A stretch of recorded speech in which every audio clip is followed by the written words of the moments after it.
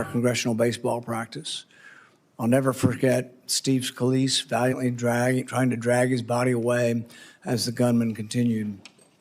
Later that year, a Trump-hating felon attacked me from behind in my yard. I was just straightening up from picking up a tree limb. I was wearing noise cancellation headphones, never saw him coming, running pell-mell down the hill. I was struck in the back. The force of the blow sent us through the air nearly 10 feet, down the hill until his shoulder impaled me as we hit the ground. 6 of my ribs were broken. 3 of the ribs were completely separated, such that for weeks, the ends of the ribs would grind upon each other. My lung was damaged. For weeks, I could inhale but not have the rib strength to exhale. I developed 2 pneumonias. The pain was such that I could only sit up in bed by tying a rope to the foot of the bed and pulling myself up. But even then, the pain was that of 1,000 knives. Over the year of recovery, I began to cough up blood. I underwent removal of part of my lung. Complications led to an infection in the space between my lung and chest wall. I spent a week in the hospital having the infection lavaged every 6 hours through a chest tube. Recently, Senator Mullin, if you have time to listen, you were confronted by constituents that were angry because you voted against my amendment to stop all funding for refugee welfare programs. Instead of explaining your vote to continue these welfare programs for refugees, you decided to transfer the blame. You told the media that I was a freaking snake and that you completely understood why I had been assaulted. I was shocked that you would justify and celebrate this violent assault that caused me so much pain and my family so much pain. I just wonder if someone who applauds violence against their political opponents is the right person to lead an agency that has struggled to accept limits to the proper use of force. You might argue you were mad and upset about being confronted by your constituents. But Senator Mullin, your constituents are justifiably upset with you. By now, most of America knows that the Somali welfare fraud in Minnesota stole over $9 billion. But instead of defending your vote, you took to continue the vote to continue these refugee welfare programs. You chose to lash out at me. You went on to brag that you'd already told me to my face that you completely understood and approved of the assault. Well, that's a lie. You got a chance today. You can either continue to lie or you can correct the record. You have never had the courage to look me in the eye and tell me that the assault was justified. So today you'll have your chance. Today I'll give you that chance to clear the record. Tell it to my face. If that's what you believe, tell it to me today. Tell the world why you believe I deserve to be assaulted from behind, have 6 ribs broken and a damaged lung. Tell me to my face why you think I deserved it. And while you're at it, explain to the American public why they should trust a man with anger issues to set the proper example for ICE and Border Patrol agents. Explain to the American public how a man who has no regrets about brawling in a Senate committee can set a proper example for over 250,000 men and women who work at the Department of Homeland Security. Senator Peters, you're recognized for your opening comment. Well, thank you, Chairman Paul. Thank you, Senator Mullin, for being here today. Congratulations on your nomination. And I certainly appreciate your willingness to meet with me as well as my staff as we consider your nomination to serve as Secretary of the Department of Homeland Security. I'd also like to welcome your family who is joining us today and to thank all of them for their commitment to public service. We do it as a family, as you know. The Department of Homeland Security is a complicated organization with challenging operational dynamics. As everyone is well aware, many components within DHS are currently operating without funding. But let's be clear, Democrats are committed to funding TSA, FEMA, the Cybersecurity and Infrastructure Security Agency, and the Coast Guard while we negotiate much-needed ICE reforms. We tried to pass those bills by unanimous consent multiple times over the past 2 weeks. Unfortunately, Republicans have blocked those bills each and every time. Yesterday, the White House sent a letter laying out their latest offer, but the devil is always in the details. Administrative action is not enough. We need to pass real reforms into law. If Republicans really do agree with us that TSA and other personnel need to be paid, then they should join us and pass the bills to pay them today. We can do that while we continue to negotiate needed ICE reforms. But let me be clear, these are very straightforward reforms that we're asking for. We just want ICE to follow the same rules that our local police and our local communities follow every day. But DHS has faced management challenges since the start of the Trump administration, and over the past year, many of those challenges have unfortunately only increased. As soon as President Trump was sworn in, he made deep cuts to counterterrorism offices and programs, forced out or reassigned key personnel, and redirected the focus of limited remaining counterterrorism resources away from the serious threats that we face and towards targeting the president's perceived political enemies.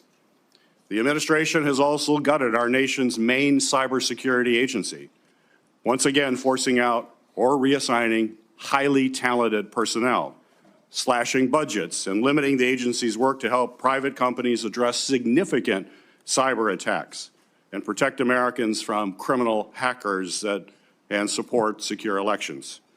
The administration has also taken an axe to FEMA, cutting staff and freezing or delaying critical grant funding for everything from emergency food and shelter after a disaster to flood mitigation programs and security grants to nonprofits, including houses of worship. All these cuts and reassignments have been made at the expense of vital missions, including the core terrorism prevention and response mission the department was created to address. In doing so, the Trump administration has broken trust between law enforcement and the communities they are intended to protect, a break that will have a generational impact on public safety and security. And now, after President Trump's reckless war of choice against Iran, the threats to our nation have never been higher. In my home state of Michigan, just last week, we saw both a major medical device manufacturer get hacked by an Iranian-backed group and a horrific violent attack on Temple Israel, a Metro Detroit area synagogue. President Trump's unilateral and unchecked executive actions have put Americans at risk, and we need a steady, qualified leader at the Department of Homeland Security to address these serious threats. How the Homeland Security Secretary responds to a crisis sends signals to everyone, from the department's own personnel to the American people and to the entire world. It's not the role of the Secretary to be a cable news commentator in the wake of a crisis. The Secretary's role is to lead the response and work to ensure the department that they are leading isn't actually the cause of the crisis. A secretary who jumps to conclusions without the facts, as we saw in the case of Renee Good and Alex Preddy's killings, only worsens the situation and actually makes us less safe. This is a role where temperament matters, where judgment matters, and where experience matters. We have seen under Secretary Noem's leadership how shortcomings in these traits can compound the challenges that already come with leading a large and complex department. And now, more than ever, we need a DHS secretary who is a steady hand, who will provide thoughtful leadership, follow the facts, tell the truth, and hold agency officials accountable when they need to be held accountable. We need a DHS secretary who's committed to the rule of law and who will protect and cooperate with independent oversight, whether that's from the Inspector General or from members of Congress. And we need a DHS secretary who is free from distractions and conflicts of interest that only undercut the department's work and also break trust with the American people. Senator Mullin, I appreciate you being here today to answer our questions about these concerns and your experience and qualifications for the job. And while I'm interested in hearing more about your vision for leading the department, I do have reservations about your readiness to take on such a significant role at such a critical time. I hope you will provide us with the substantive answers today and a candid recognition of where this administration has fallen short on safeguarding our homeland security as you seek to lead the department as our nation faces ongoing security threats and war with Iran. Senator Mullin is to be introduced today by Senator Lankford. Senator Lankford, you are recognized for your introduction of our witness. Paul, thank you. Markwayne, proud that you're here. I get the honor of getting a chance to be able to recognize and introduce my friend, Markwayne Mullin, my fellow senator from the state of Oklahoma, and somebody that I've seen work incredibly hard to be ready for every single task you've ever taken on, and to be able to not only do it, but do it well. There are a lot of folks that think they know you. I actually get to know you, and I have had the opportunity to be able to serve beside you for now over a decade, and have seen your tenacity and your work effort. Folks may not know that the first time we really got to know each other, ironically enough, was around a natural disaster, a FEMA event. It was Briarwood Elementary in 2013 when a tornado came right through the heart of Oklahoma. You had literally just been elected a few weeks before that and had just taken the oath of office. The Oklahoma delegation all gathered together at the very tragic event there at Briarwood Elementary. And while we were meeting with the principal and meeting with teachers and families and walking through the debris field that was that elementary school, we turned around to be able to look for Markwayne, and for a minute we couldn't find him because in one of the debris piles there was water shooting out of the middle of it, and his plumber instinct said, I got to go find that and figure out how to solve that. And so while everyone else was shaking hands and meeting people, he was digging through the debris field to find a way to be able to shut off the water that was shooting through the middle of that destroyed elementary school. And I remember smiling and thinking, he's a guy that doesn't mind getting his hands dirty to actually go solve the problem. Where there's a problem he can solve, he's going to do whatever it takes to actually solve it. Markwayne grew up in a very small town in far eastern Oklahoma, ironically named Westville, in the easternmost part of Oklahoma. Just 1,300 people call Westville home. He grew up in a family of modest means. I think that'd be safe to be able to say. The youngest of 7 children in a family that just didn't have much. His dad ran a very small plumbing company that then Markwayne took on and grew into being one of the largest plumbing companies in the entire state. He married his high school sweetheart, one of the smartest things he ever did, at just 20 years old. And he and Christy have developed a family that is a beautiful family of 3 children they had naturally and 3 children they chose that they adopted and took them in. It is a remarkable family and a remarkable success that you have actually led through a lot of hard work and a lot of love and tenacity. He is a person of faith that is not afraid to be able to talk about his faith in Jesus Christ, but he's also a person who has deep respect for all people. Markwayne has served in Congress for 14 years, 11 years in the House of Representatives, 3 here in the Senate. He's passed legislation that he will now be charged with actually implementing it in the order that was actually passed. He served on the Appropriations Committee here. He's served on Armed Services. He's served on the Help Committee here, and he's done an incredible job in the work that he's done with Indian Affairs. He is somebody who has the rare gift of bringing people together on both sides of the aisle. And the one thing I would say to every single person on this dais, regardless if you're a Republican or Democrat, if you want to sit down and talk about an issue, he's glad to be able to talk about it and to be able to work it out, and has very good relationships in the House and in the Senate. And he is not afraid to ask questions when he doesn't know the answer and to be able to research things. He and I have often talked about being up late, both of us, working on researching through an issue to try to be able to learn more about it, because the crazy thing about being in Congress is you don't know everything. You got to do the work, and Markwayne is not afraid to do the work. Over the past year and a few months, we've seen incredible progress on our southern border. Our southern border 18 months ago, I think we forget what it looked like.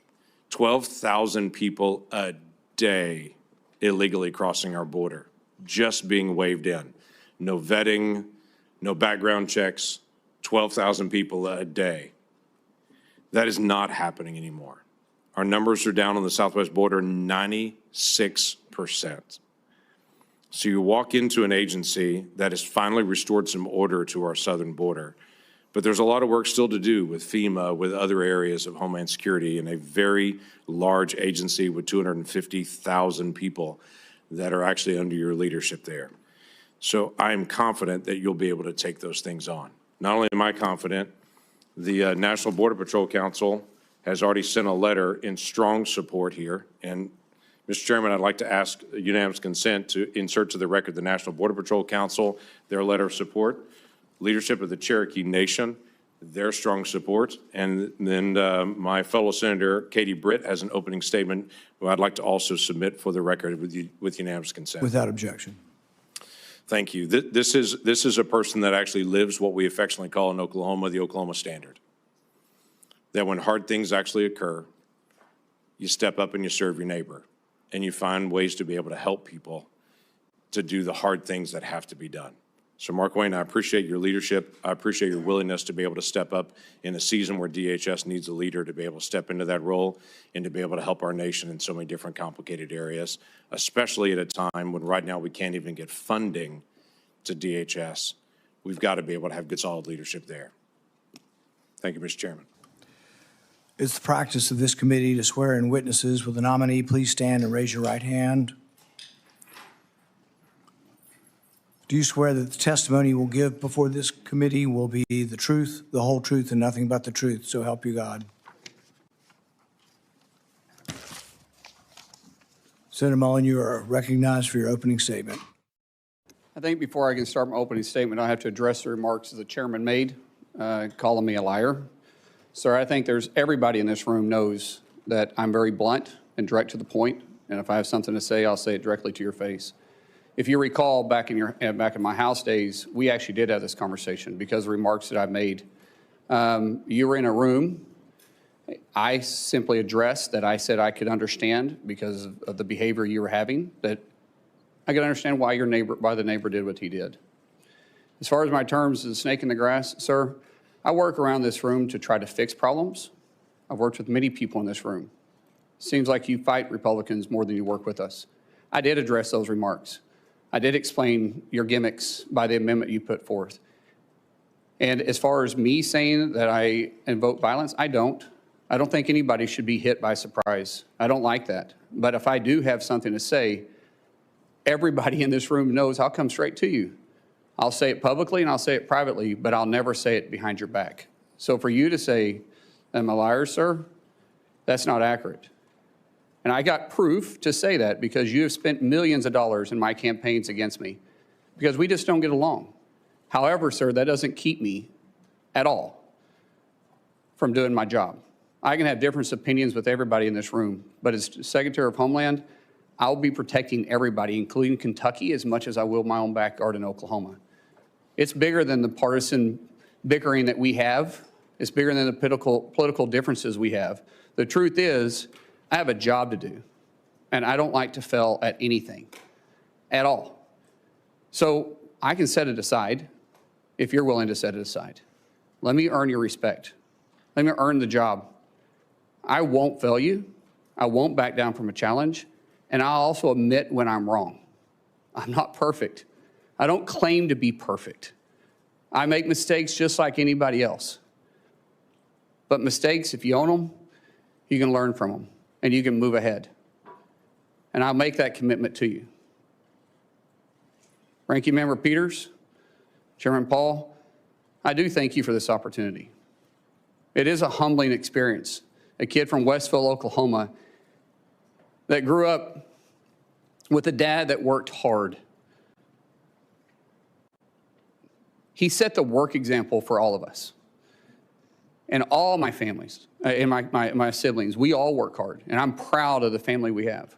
But to say that a kid with a bad speech impediment would one day sit up here in front of you and be nominated to be the Secretary of Homeland, it was humbling enough to be selected by Oklahoma to be their U.S. representative when I didn't even know how to tie a tie. And 10 years later, to be able to be called a United States Senator and serve with all you guys. And I respect every one of you guys. I do. Regardless if I have an opinion about you or not, you were elected by your state, and I respect that. I may disagree with you, but I respect it because we all make decisions based on two things: the way you're raised, which never changes, and our life experiences, which constantly change. For me, to be able to have the love of my life behind me, somebody I literally fell in love with in third grade,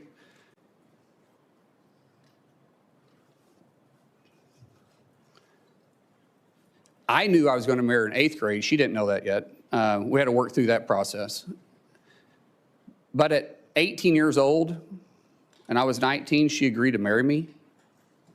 I didn't have anything. I was on a wrestling scholarship. living in a dorm. She was cheering at Northeastern State University.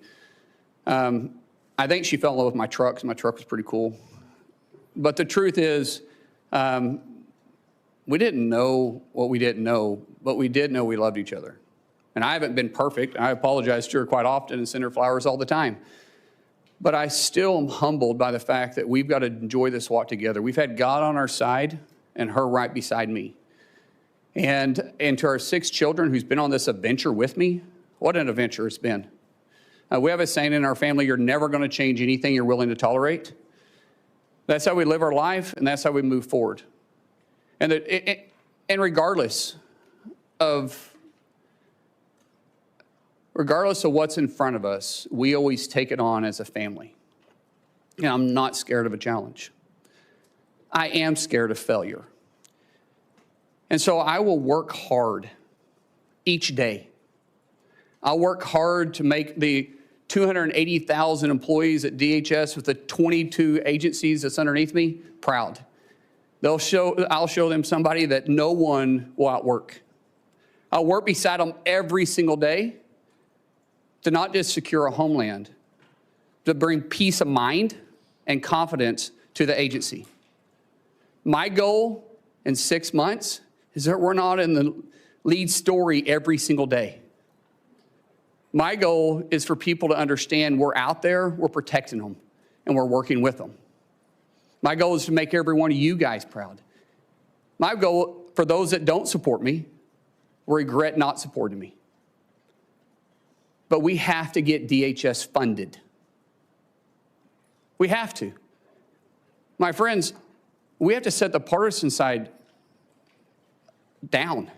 And we have to realize that we're putting our homeland and the peace of mind at risk for the American people. Sometimes it's political theater, sometimes it's true differences. But what we do know is that we're playing with fire.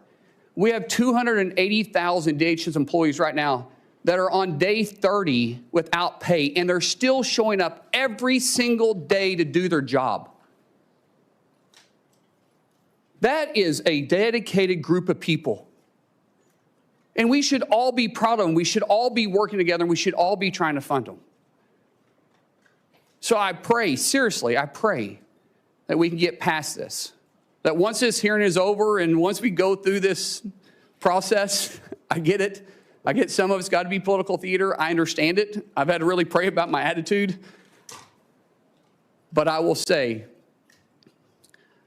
once it's over, I hope we can work together and get them funded. So when I walk in, if I'm fortunate enough to be confirmed, if I walk in as secretary, that these guys are ready to go to work day one. So God bless you. Thank you so much for this opportunity, and I look forward to your questions. It's the standard practice of this committee for the chairman to ask nominees the following question. Do you agree without reservation to comply with any request or summons to appear or testify before any duly constituted committee of Congress if you're confirmed? I do. We'll now proceed to 7 minutes of questioning. The record should show, and I think will show, a lack of contrition, no apology, and no regrets for your support. You completely understand the violence that was perpetrated on me. You're unrepentant. The only thing you quibble about is whether I met you somehow when you were in the House. I don't think we ever met when you were in the House. And this idea that the only thing you're upset about is not that you were for violence. What you're upset about is that I called you a liar because you said it to my face. It's really more about this machismo that you have. When in Oklahoma the media asked you about the refugee welfare programs, the programs you voted to continue funding, it was this whole idea that you were going to transfer it because you were uncomfortable, your anger, low impulse control, causes you to then go after and decide that you're going to go after me as well. And so you say you completely understood that I was assaulted from behind, had 6 ribs broken and part of my lung removed, and that was just fine. That's something that you, I guess, approve of as far as resolution of political problems. When I talked to you privately on the phone, there was no apology. You just said, well, we can let our political difference, go by. And you said a few minutes ago, we can just set it aside. Well, political differences we can, but when you say that you agree with a felon, a Trump-hating felon who attacked me, somehow you think I'm just going to set that aside? Oh, it's no big deal. I lay in pain for 2 months, had 6 ribs broken, 3 of them separated, grinding upon bone for months, had part of my lung removed, and you think that's great and to be extolled. I mean, the sheer lack of any kind of self-awareness that you're going to be leading thousands of men and women who will have the use of force, and there's been great questions in our country about how that will be used, and you think a violent attack is just fine. So I guess my first question is, do you think that justifying that kind of violence sets a good example for the men and women of ICE and Border Patrol? Mr. Chairman, first of all, I didn't know the extent of your damage. When the phone call was made, I made it to you and I tried to talk to you. You didn't engage at all. In fact, you said, get your paperwork in. It's got to be 3 days in between. You offered no apology. Sir? And you offer no apology today and no regrets. Haven't heard the word apologize, haven't heard the word regret, haven't heard I misspoke and it was heated and I made a mistake. Haven't heard any of those words.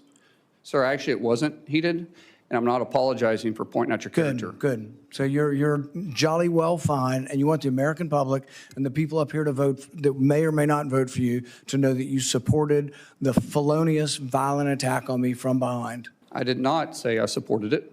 I said I understood it. There's a difference. So that means you really didn't approve of it, just completely understand it. What do you think most people would interpret completely understand to be? Support for or a condemnation of the violence? Sir, as I said, we can have our differences. It's not going to keep me from doing my job as Secretary of Homeland Security. I'm going to secure Kentucky and take care of Kentucky as much as I am Oklahoma. If this were a one-off, it would be one thing. If you just disliked me so much that you approved of violence against me, people could just write it off. Well, maybe they hate each other. But really, there's a pattern of this. Let's go ahead and roll the tape. You know where to find me, any place, anytime, cowboy. Sir, this is a time, this is a place. If you want to run your mouth, we can be 2 consenting adults. We can finish it here. Okay, that's fine. Perfect. You want to do it now? I'd love to do it right now. Well, stand your butt up then. You stand your butt up. Oh, hold on. Big guy. Oh, stop it. Is that your solution every Hold it. No, sit down. Sit down. Look at you. You're a United States Senator. Sit down. Active. Oh, okay. Sit down, please. All right. Can I respond, Mr. Chairman? Hold it. If he got up too, would you have gone at it right there in the hearing room? I would have probably jumped over the dais at that point. You have to be called out on it. If not, this guy continues to get away with this stuff. And it's just, it's silly, it's stupid, but every now and then you need to get punched in the face. Well, go back to the 1800s and 1700s. They used to have canings. And duels. And they used to have duels. Yeah. Right. And there was a way that men used to settle their differences. I ignored him 4 times prior to that. And people say, yes, you're supposed to ignore it. Well, I'm not a very good Christian. I try to be a good Christian. And I know people say you're supposed to turn the other cheek. I prefer the David method. But we need to move from an almost By the way, I'm not afraid of biting. I will bite. Biting? I'll bite 100%. Yeah. I mean, a fight, I'm going to bite. I'll do anything. I mean, I'm not above it. And I don't care where I bite, by the way. It just is going to be a bite. In hindsight, any regrets? No, I really don't. So no regrets. In fact, even after your anger had cooled, you were still bragging that if he'd only been brave enough to stand up, you'd have jumped over the dais and taught him a lesson, because that's how men should settle their differences. Do you think fighting as a resolution for political differences is a good example for the men and women of ICE and Border Patrol? As you can notice over my shoulder here is my good friend Sean O'Brien. Both of us have had conversations. Both of us have shaken hands. And both of us agreed we could have done things different. Sean is someone that has become a close friend. We talk all the time. I've been on his podcast. We've talked through this. That's how you handle your differences. Not like this, Chairman. I'm glad you guys are friends now and that you've reconciled. But really, it doesn't get to the real point, whether or not you think violence is the way we settle things. In the days after the fight, you said, and I quote, sometimes people just need to be punched in the face. Is that still your opinion, that political disputes can sometimes and often only be resolved by violence? No, I don't always agree with that. I don't believe in political violence. I've made that very clear. But sometimes people do need, theoretically speaking, sir, I get it. It's about character assassination for you. That's the way this game is played. I understand it. And you are making this about you, which is fine, but that doesn't keep me as Secretary of Homeland Security. It's character assassination when you were the one lauding the assault. Who do you think started that character assassination? I'm just repeating what you have done in character assassination. I'm repeating your support for the assault. So that's somehow something I started? No, sir. What I'm saying is you're adding a lot to it. In the days after the fight, you did many interviews in which you justified the violence as historically justified by precedents, such as caning and dueling. Is it today your opinion that the caning of Charles Sumner was not only justified, but argues still for resolving our political differences with violence? What I was simply pointing out is some of the rules that still apply to this body. For instance, dueling with 2 consenting adults is still there. I was pointing out what is still illegal for 170 years. There's no precedent for legal dueling. Even then, they fled the country. Do you realize that the man that beat Charles Sumner with a cane, he beat him till he was unconscious? You know why no senators intervened? Because his friend held a gun on the other senators, and he kept beating him until he crushed his skull. That's what you're insinuating is the precedent of the Senate, and that's what you live by. That is a very, very dangerous sentiment.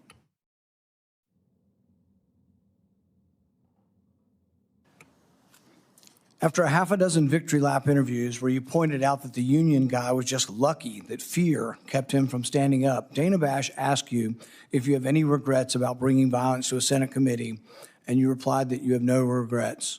Today you've said you have no regrets about being happy, being completely understanding why I was attacked from behind. You had no regrets about, instigating a brawl in a Senate committee hearing. Are those still your opinions? Mr. Chairman, you're going to have your opinion. I'm going to have mine. As Secretary of Homeland Security, I'm going to bring peace of mind and security to this country, and I'm going to stay laser focused on that. Senator Peters. Senator Mullin, you have made several public statements suggesting that you were involved in special security forces or combat operations overseas. In 2023, you said in a Senate Republican Conference podcast, and I'll quote, "There's another side of my bio that I don't ever talk about, nor will I. I had to go do something overseas." On March 2nd of this year, you told Fox News interview, quote, "War is ugly. It smells bad. If anybody has ever been there and been able to smell the war that's happening around you and taste it and feel it in your nostrils and hear it, it's something you will never forget." On March 3rd, in a podcast interview, you stated, quote, "I did special assignments outside of DOD, now DOW. I never wore the uniform or the flag on my shoulder, but I might have been in the same area." Your statements in public interviews and your responses to the committee are, quite frankly, confusing, and they are inconsistent. And I'd like you to clear this up. You're under oath. We can clear it all up right now. And first, I'd like to ask unanimous consent to enter into the record my letter to you on March 11th and your addendum to the committee of March 12th regarding any overseas special assignments. Without objection. So my question for you, sir, is before your time in Congress, other than on vacations with your family, have you ever traveled to a foreign country? No. You've never traveled to a foreign country? Outside of vacation or mission work? No. Okay. Have you, your FBI report does show some travel. I think it was to Georgia and Azerbaijan. You marked that was not for tourists. Are you referring to August of 2021 when we went to go get the Americans out of Afghanistan? I'm just That's saying. what that travel was for, which Okay. we did So clarify that. you have traveled. So you've traveled to Azerbaijan and Georgia. That was in your FBI report, although you just said you've never traveled. Sir, I thought you was referring to a different time, but in 2021, it was well documented. In fact, Okay. it was all over the news, and I actually did say that, and we put that down on the report. But that was us, which was all over the news, trying to go with a Okay. extremely experienced No, team. I've got other questions, thank Yeah. you. But, so you have traveled overseas, despite your previous comment.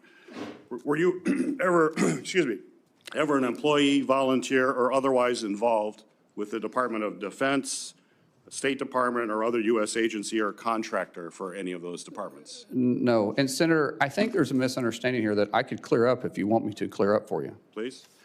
Okay, so, which this is this is official trip, and it is classified. But in 2015, I was asked to train with a very small contingency and go to a certain area, which was scheduled for 2016. During that time, I was asked to go through, had to meet certain training qualifications, had to go through SEER training. The training and stuff was kind of fun. The SEER training was absolutely awful. And I have spoken general about my experiences, but I've never spoke specifically on details, on dates, or on the mission. And that was official, and there was nothing in the report to the committee. Actually, it said you do not have to claim any official trips. And like I said, that was an official trip that is classified. This is an official trip while you were a member of Congress? Yes. 2015, 2016, I was a member of Congress. And there was Some of it may be public, but it would be very small. Most of it, because of my recollection, which we're going back 10 years, I think there was only 4 people read in on it. So where was that trip? I just said it's classified, sir. It's classified. So the letter that we sent to you said that we need to have information of any of these activities. It said not official trips. Your paperwork was very clear, excluding any official trips. This was an official trip as a member. Well, we have more questions we're going to have to ask. When in the FBI report, I asked, is there anything in that report that is classified, that you were involved in any kind of classified operation at all? And there's none. It So was the FBI also report- excluding, it also said excluding official duties. It says that. And you guys had the paperwork in front of you, and it always says excluding official duties. We had this committee come to us and ask the same questions. We talked about doing mission work. We talked about doing mentorship. But they said official duties that was in your official capacity does not have to be talked about. So where did you smell war? Sir, I just said that this was classified, and the dates, locations, and admission, I've never spoke specifically details about. Well, we can get that information. That's fine. Mr. Chair. You're welcome to get it. We will want to find out more information about that. That's perfectly okay, It's important to Senator. have the truth here, and that you're portraying yourself in a truthful way. Sir, I'm not portraying myself in any way other than you're asking the question. I said I would try to clear it up for you. We'll continue to work on that. Thank you. After DHS officers shot and killed 2 American citizens this past January, you joined top administrative officials in publicly blaming and disparaging the victims. Following the killing of Renee Good, Secretary Noem called her a domestic terrorist. You, sir, you called Alex Preddy, quote, a deranged individual that came in to cause max damage. Could we expect those kinds of quick responses if you are confirmed as secretary? Would you be basically, well, you responded as Secretary Noem. Are we going to just expect that same behavior all over again? No, Senator. I have a deep amount of respect for you. We've had our differences, but I do respect you.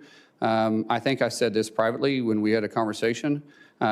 Those words probably should have been retracted. I shouldn't have said that, and as Secretary, I wouldn't. The investigation is ongoing. And there is, like I said, there's sometimes going to make a mistake, and I'll own it. That one, I went out there too fast. I was responding immediately without the facts. That's my fault. That won't happen as Secretary. So you regret that statement? I already said that, yes, sir. Would you want to apologize to the family of Alex Preddy?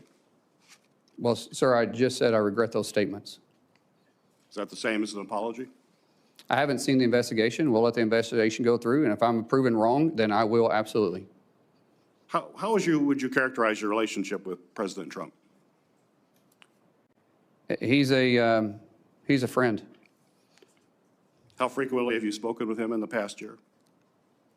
Often, most of the time about my family. If you want to explain the friendship, I'll tell you. My wife will tell you the same thing. When someone loves your kids when they're going through a difficult time, like we have, the amount of outpouring of support from the president and the friendship we saw going back to 2000 or 2020 was quite remarkable.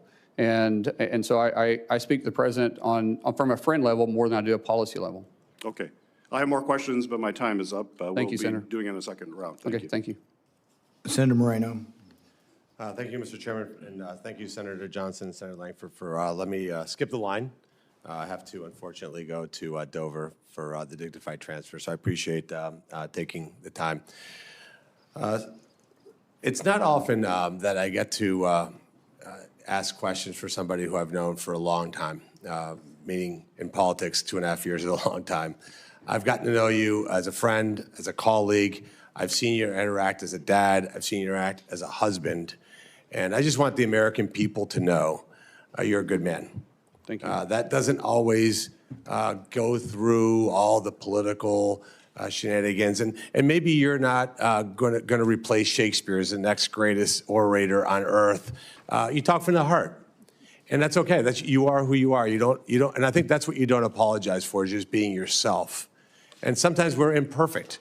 We don't do the 20-person focus group every time you say a word. And I think that's what people like about you, Markwayne. So I appreciate you being here. I honestly just have one question for you.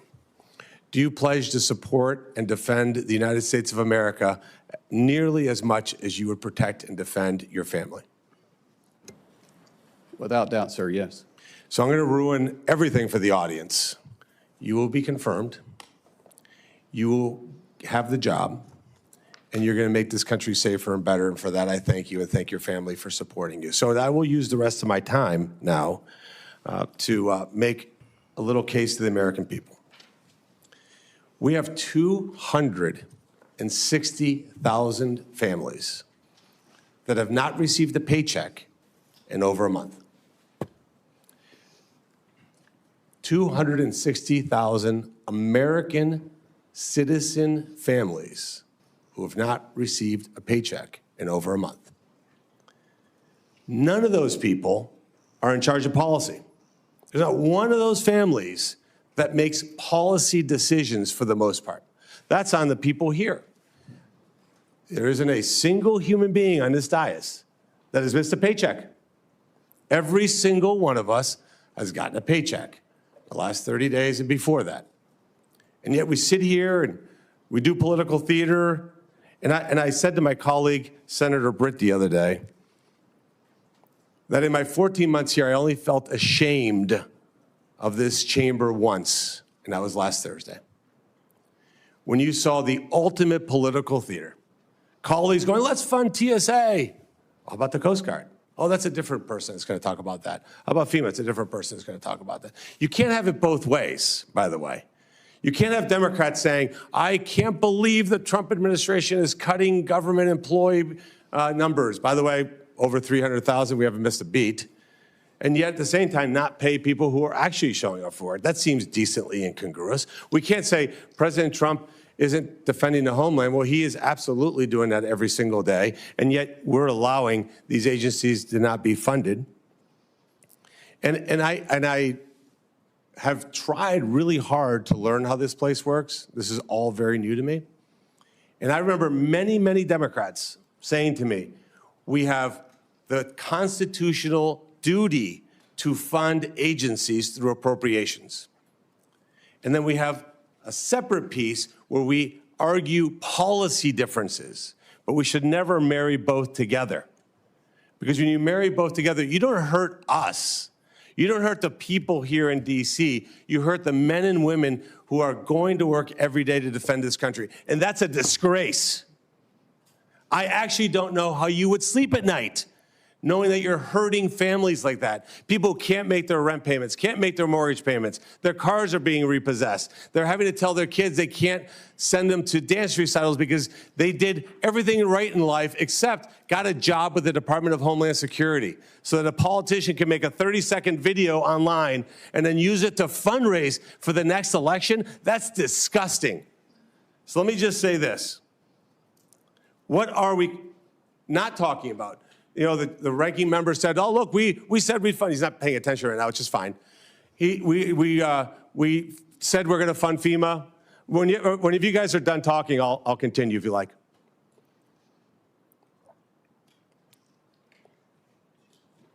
Are you done? Okay, thank you. It's extraordinarily disrespectful. All right, so moving on. You've said you're going to fund all these agencies. Here's ones that you haven't funded. USCIS, near and dear to my heart. Near and dear to my heart. That's how I became a U.S. citizen. We've defunded the agency that allows legal immigrants into this country? That is insane. Never hear the Democrats talk about that. 3,300 employees just go to work every day trying to process legal immigrants. They don't need a paycheck. I'm going to skip the second one. Go to the third one. Biological and nuclear threat prevention. That seems important. That seems like an agency we should fund. 200 employees, not getting a paycheck. That's okay with the Democrats. The next one, 60,000 employees for U.S. Customs and Border Patrol. People who are inspecting packages, they work with your Teamsters, work with Customs. They're not getting paid. How do you look at those people in the face and know that you're doing that? Now let's talk about Immigration Customs Enforcement. 7,000 special agents that are stopping transnational criminal organizations, drug smugglers, and human traffickers. Are you, on the Democrat side, asking not to fund that? Because ultimately, what this is about is defunding ICE and law enforcement. Are you suggesting that we not fund an organization that attacks transnational organizations? Be specific. Be specific when you say you don't want to fund ICE.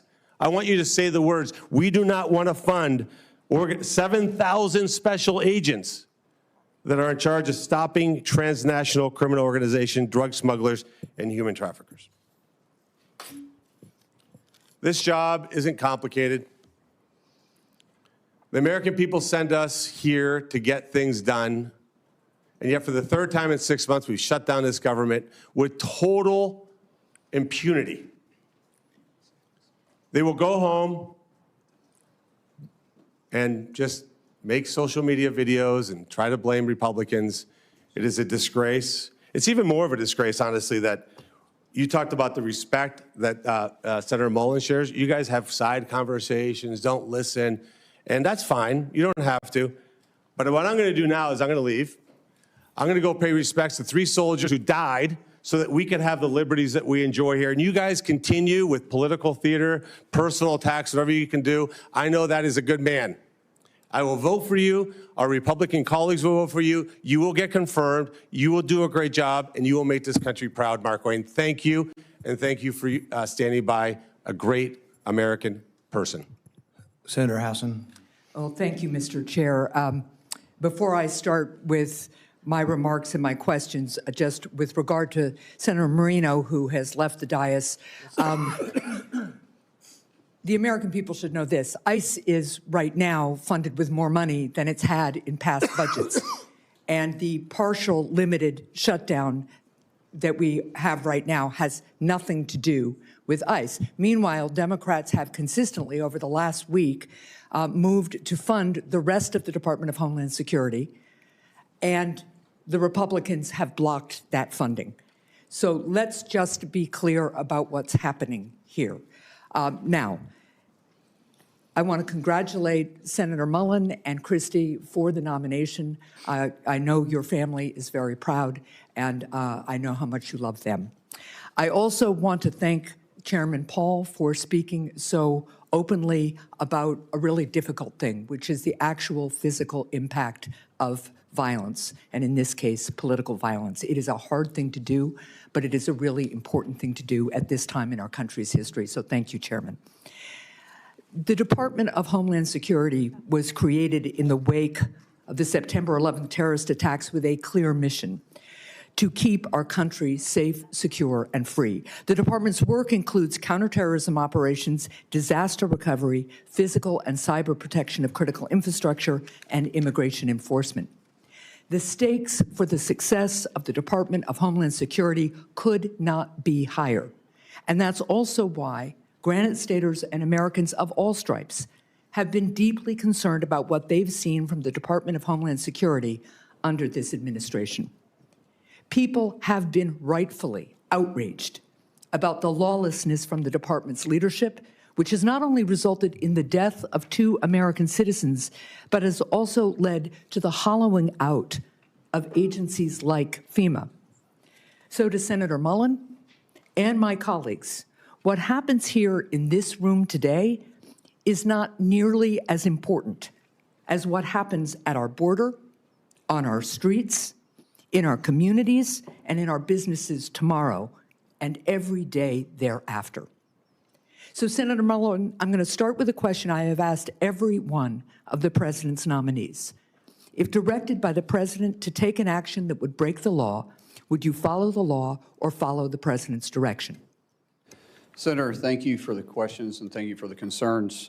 First of all, I've enjoyed working with you on several different issues.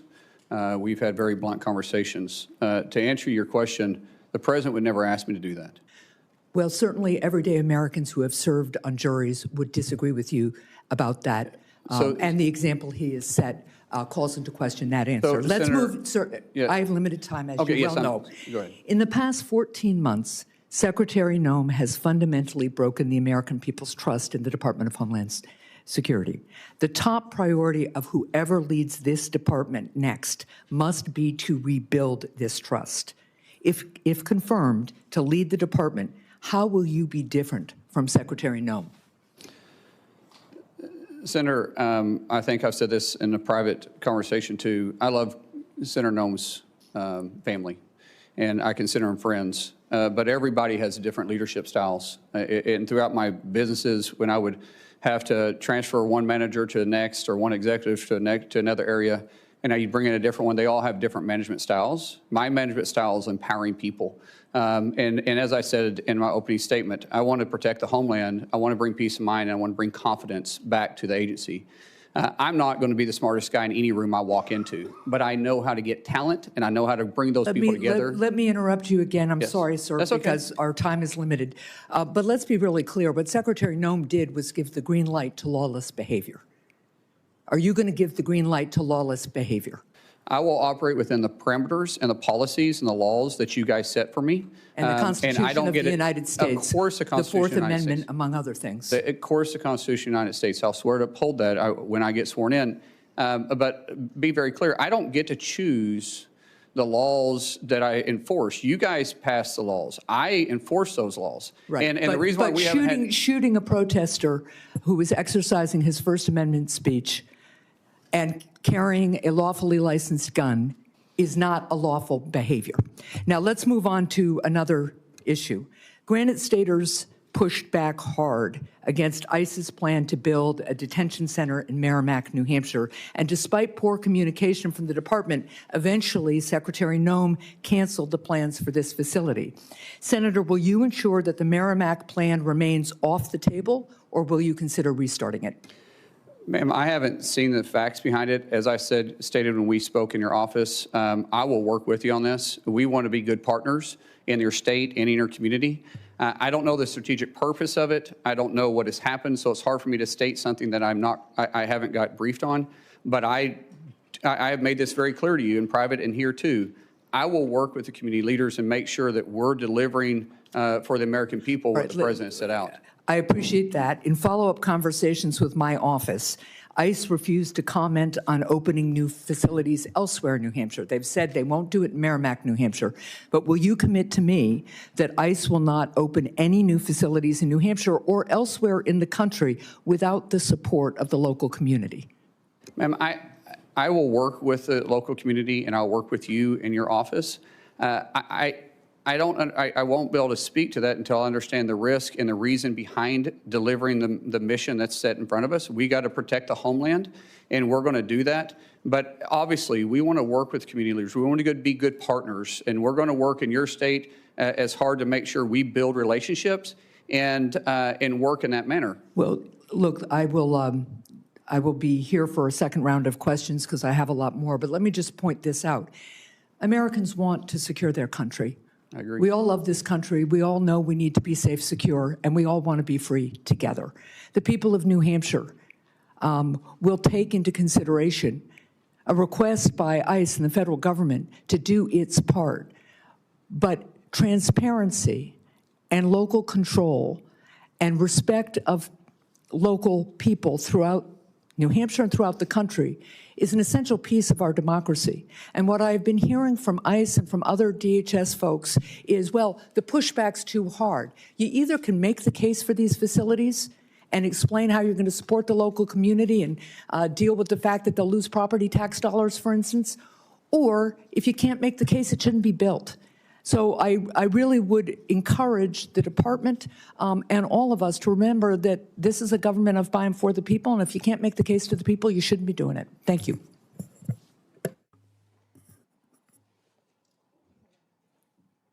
Senator Johnson. Thank you, Mr. Chairman. So, Markwayne, I'm going to use my time completely different than how I was going to when I walked into this hearing.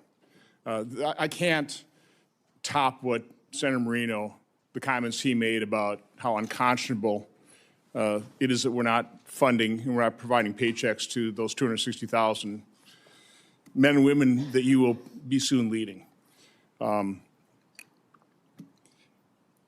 We, other than working with no labels, we don't serve on the same committees, have never gone on Codell together, and that's oftentimes how you get to know our colleagues.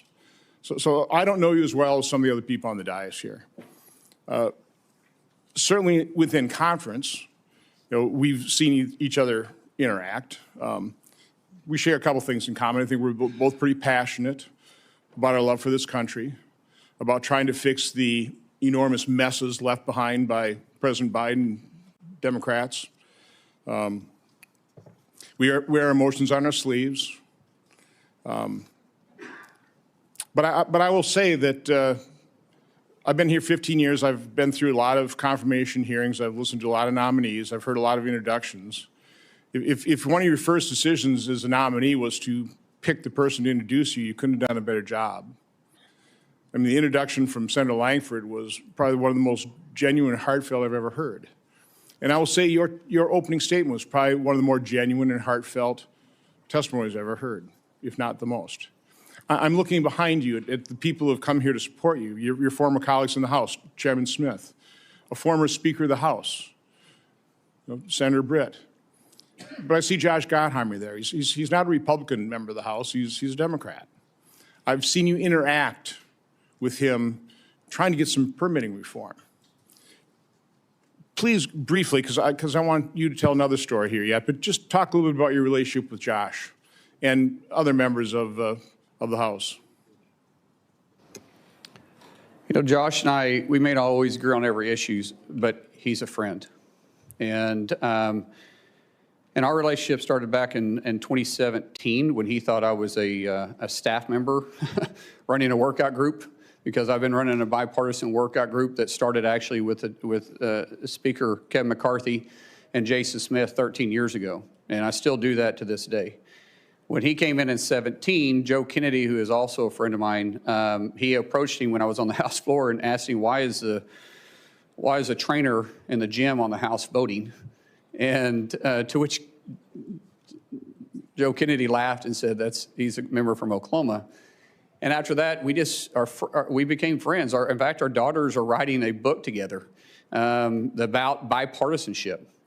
But when Josh asked me to join a bipartisan group called No Labels, that's when we really started seeing that there's a lot of common ground that we can work together. Yeah, as I said in my opening statement, that we all make decisions based on how we're raised and our life experiences. And Josh and I was raised different, just like everybody on this dais is raised different than me, and we've had different life experiences. But we all believe in that flag right there behind you. And what I say is, as long as you love that flag as much as I do, and you're willing to die for that flag like I am, we can work together. We can set the differences aside, and we can work together. And Josh represents that too. Just for him being here, you guys know, he's got a primary in New Jersey. He's not a senator, has 6 years. He's up every 2 years, and he's here. That's a friend that says, hey, my political differences are beside, I still like you. I cannot tell you how many members on the Democrat Party, which I love and respect, and I understand the politics, have came up to me since this nomination and say, hey, I love you, but I'm running for this office, but I'm running for this office, but I'm up for re-election. I'd be killed in my state. In most cases, I would support you, but. And it drives me crazy, but when you see a real friend like that, run through fire for the guy. So again, this is a nomination hearing, and from my standpoint, when you're trying to select somebody to run an operation, you want somebody with integrity. Somebody with that passion toward the mission, keeping this nation safe, having this love for this country. It's also, I think, incredibly important that when you're serving in administration, you have a good relationship with the president. It doesn't work so well. I know you've got a good relationship with the president, and you told me a story, and I want you to repeat that story of your son who was grievously injured and a visit that the President of the United States made to that hospital. I want you to tell the story because I think it's important that people understand why you are loyal to President Trump. I'd like them to hear a different side of President Trump as well. Yeah. But I think also that'll serve you well as his Secretary of Homeland Security. But just tell that story. Ron, I'm going to try getting through it without crying then.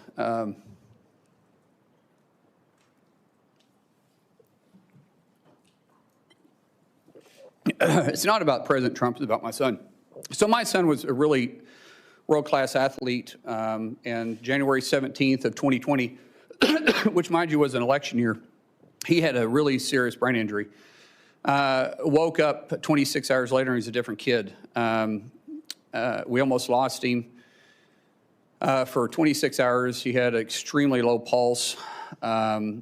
There was a time they thought that they lost his pulse altogether.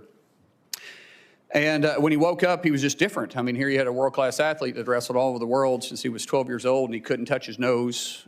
He couldn't walk without shuffling his feet. He had short-term memory loss. He couldn't control his muscles. Couldn't add 5 plus 3. He was in high school at that time. Had to learn how to read, walk, everything. And the president found out about it, and he gave me a call immediately. And one thing that the president joked about was, like, he said, let me get this straight. He doesn't know who you and Christy are, but he knew who I was because the only question you got right is who the president was. And he said, Trump, with this cocky grin on his face. And but the president didn't understand the severity of it, but he heard it in my voice, and immediately he went to work. I told him we had to get to Bakersfield, California, to the Center for Neural Skills, which is one of the best neural rehabilitation places in the world. And the president offered to send his plane, his personal plane. This is the president of the United States. And I said, sir, we can't fly. We got to drive. We get there, and he called almost every day for 2 weeks checking on Jim. And then he says, I'm going to come see him. And now this is the middle of the election. This is Bakersfield, California. Really not an area he's got to go campaign. And he took the time to come up there and see Jim. And the center told us that the short-term memory loss something would trigger it. Some big event would eventually trigger where he'd start retaining stuff. Until then, he was still having issues. And the president arrived, and of course there was cameras and everybody around, and of course none of the media ever talked about it, which was funny because the president called him on stage and talked to him. And then we went to the back, and the president didn't talk to me. He didn't know I was in, I mean, he didn't care if I was in the room. Here's a guy that's been over, and his tie is about as long as my son because my son's, it stunted his growth, and so he's 5'3" the rest of his life. And his team came to him twice and said, sir, we got to go, we got to go. On the third time they came over to him, he looked at him and he says, hey, I guarantee you that plane won't leave without me. And for the next 15 minutes, he did nothing but love on my son.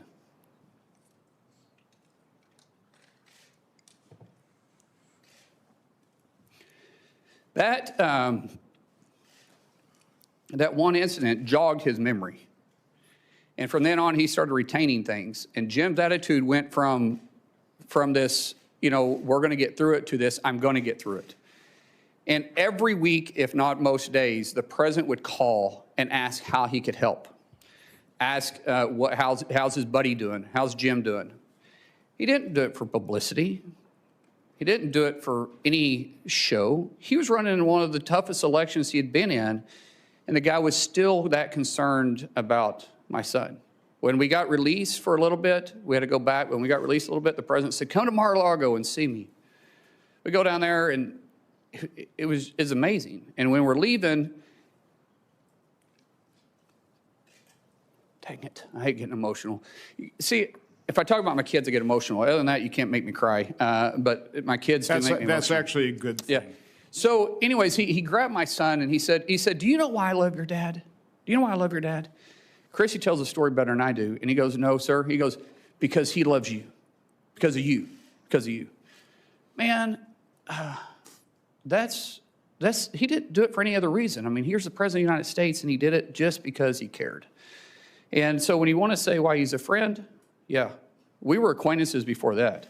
We've been friends ever since. The American people need to hear that. Thank you. Thank you. Senator Blumenthal. Thanks, Mr. Chairman.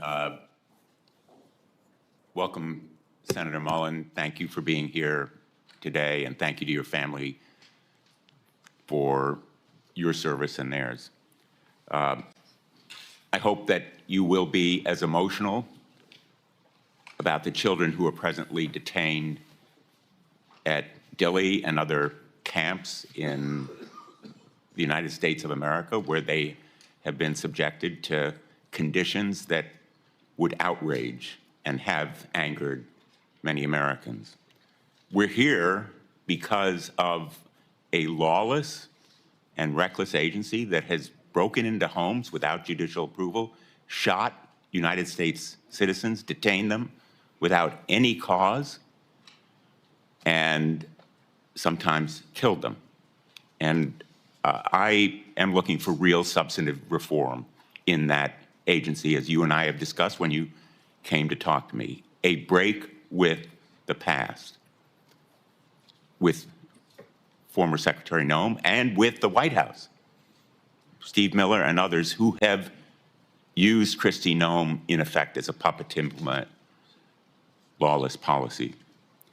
I welcome that you have stated you regret your statement after the killing of Alex Preddy.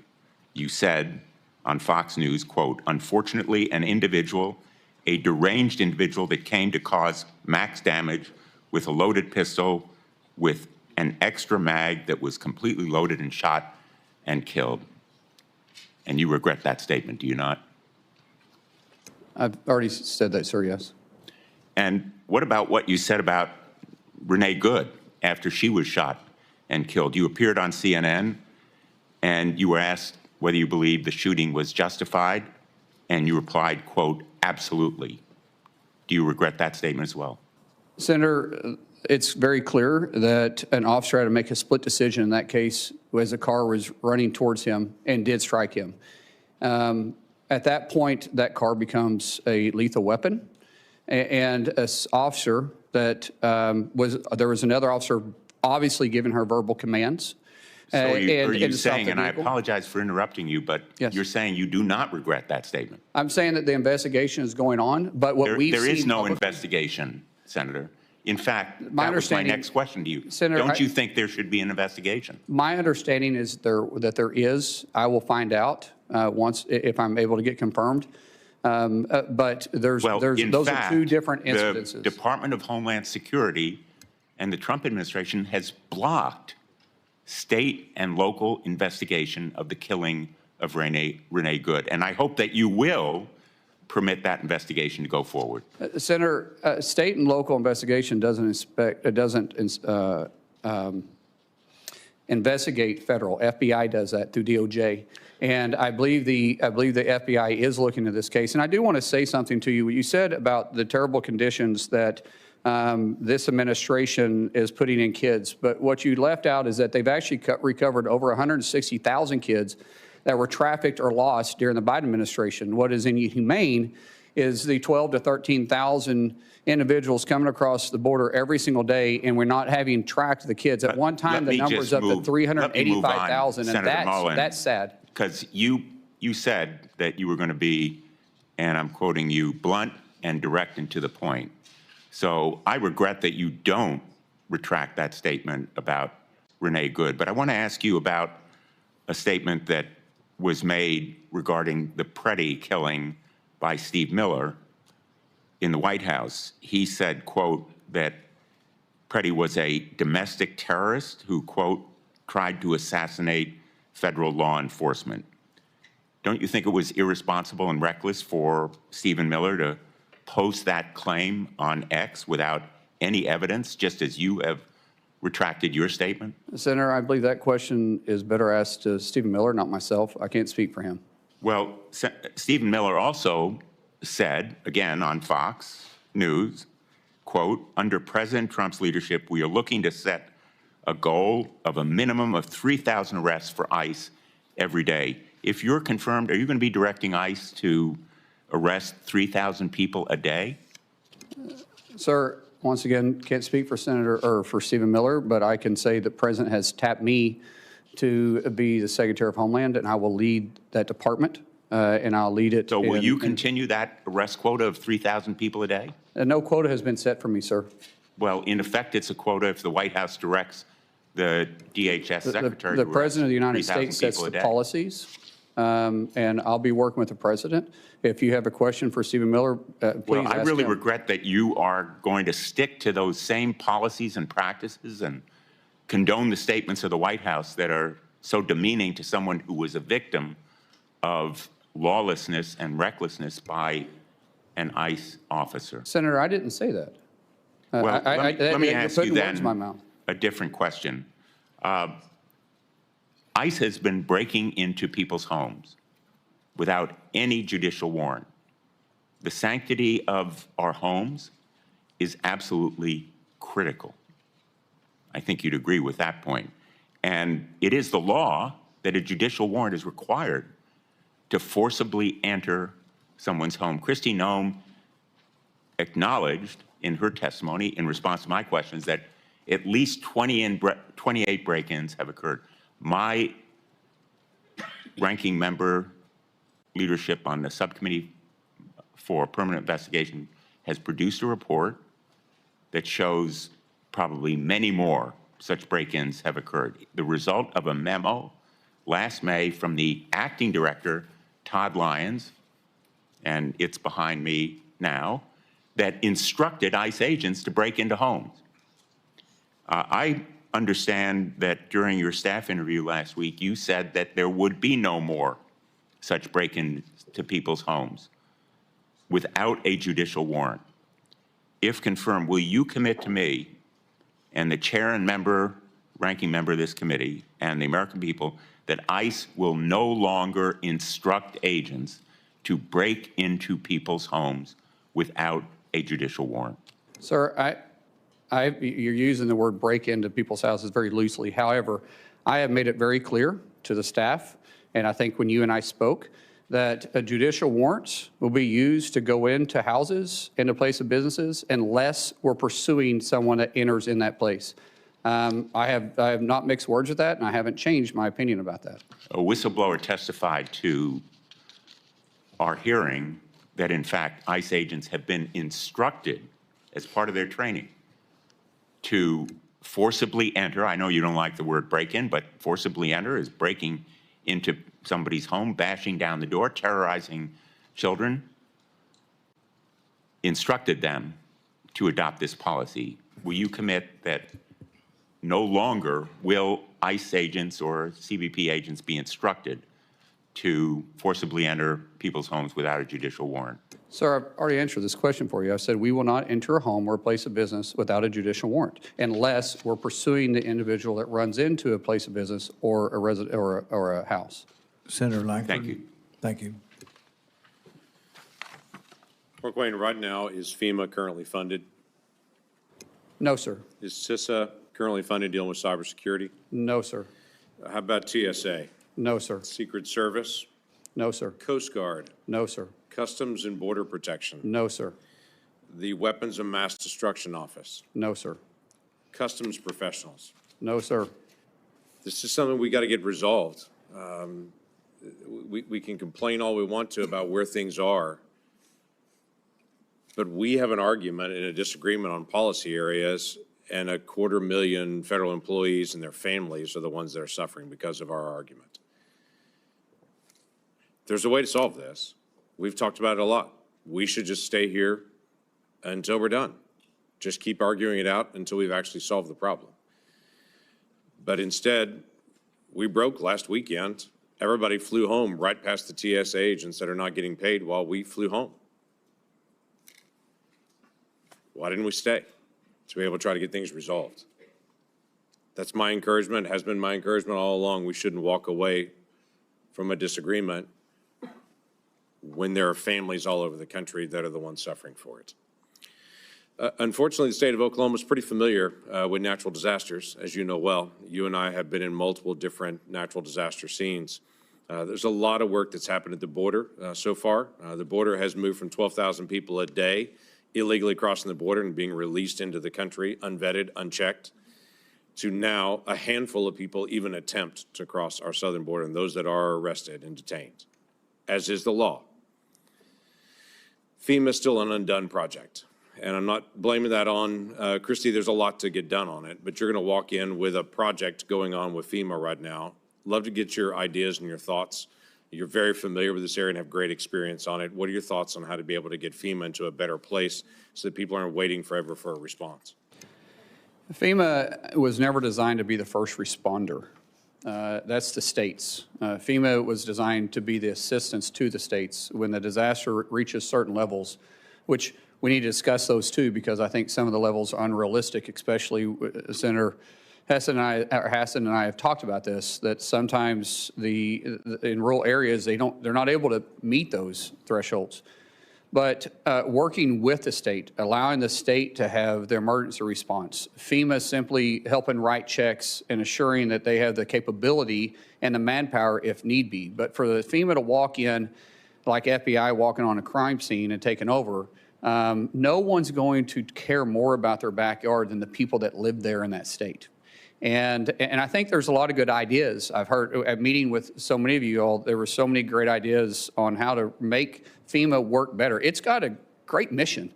And I think people at FEMA want to do their job, but we can be more effective and be more direct and speed it up. Taking years to get reimbursed is not acceptable. Taking, honestly, months to get reimbursed is not acceptable. See, small municipalities, they can't afford it. They don't have that tax base to do it. And they're already going through a struggling time, which means they're probably losing tax revenue, especially if it hits their town. So we've got a lot of work there. I do believe that the definition of insanity is doing the same thing over and over again, expecting different results. That means we're going to look at each one of the 22 agencies that fall underneath DHS and say, how can we deliver the mission better for the American people? That's great. That'd be a huge help to everybody. Talking about the length of time it takes to get a response, you've been a part of, as I have, on the nonprofit security grants that are out there. We have some locations that are higher risk than others. Synagogues and temples have been one of those very high-risk locations that are out there.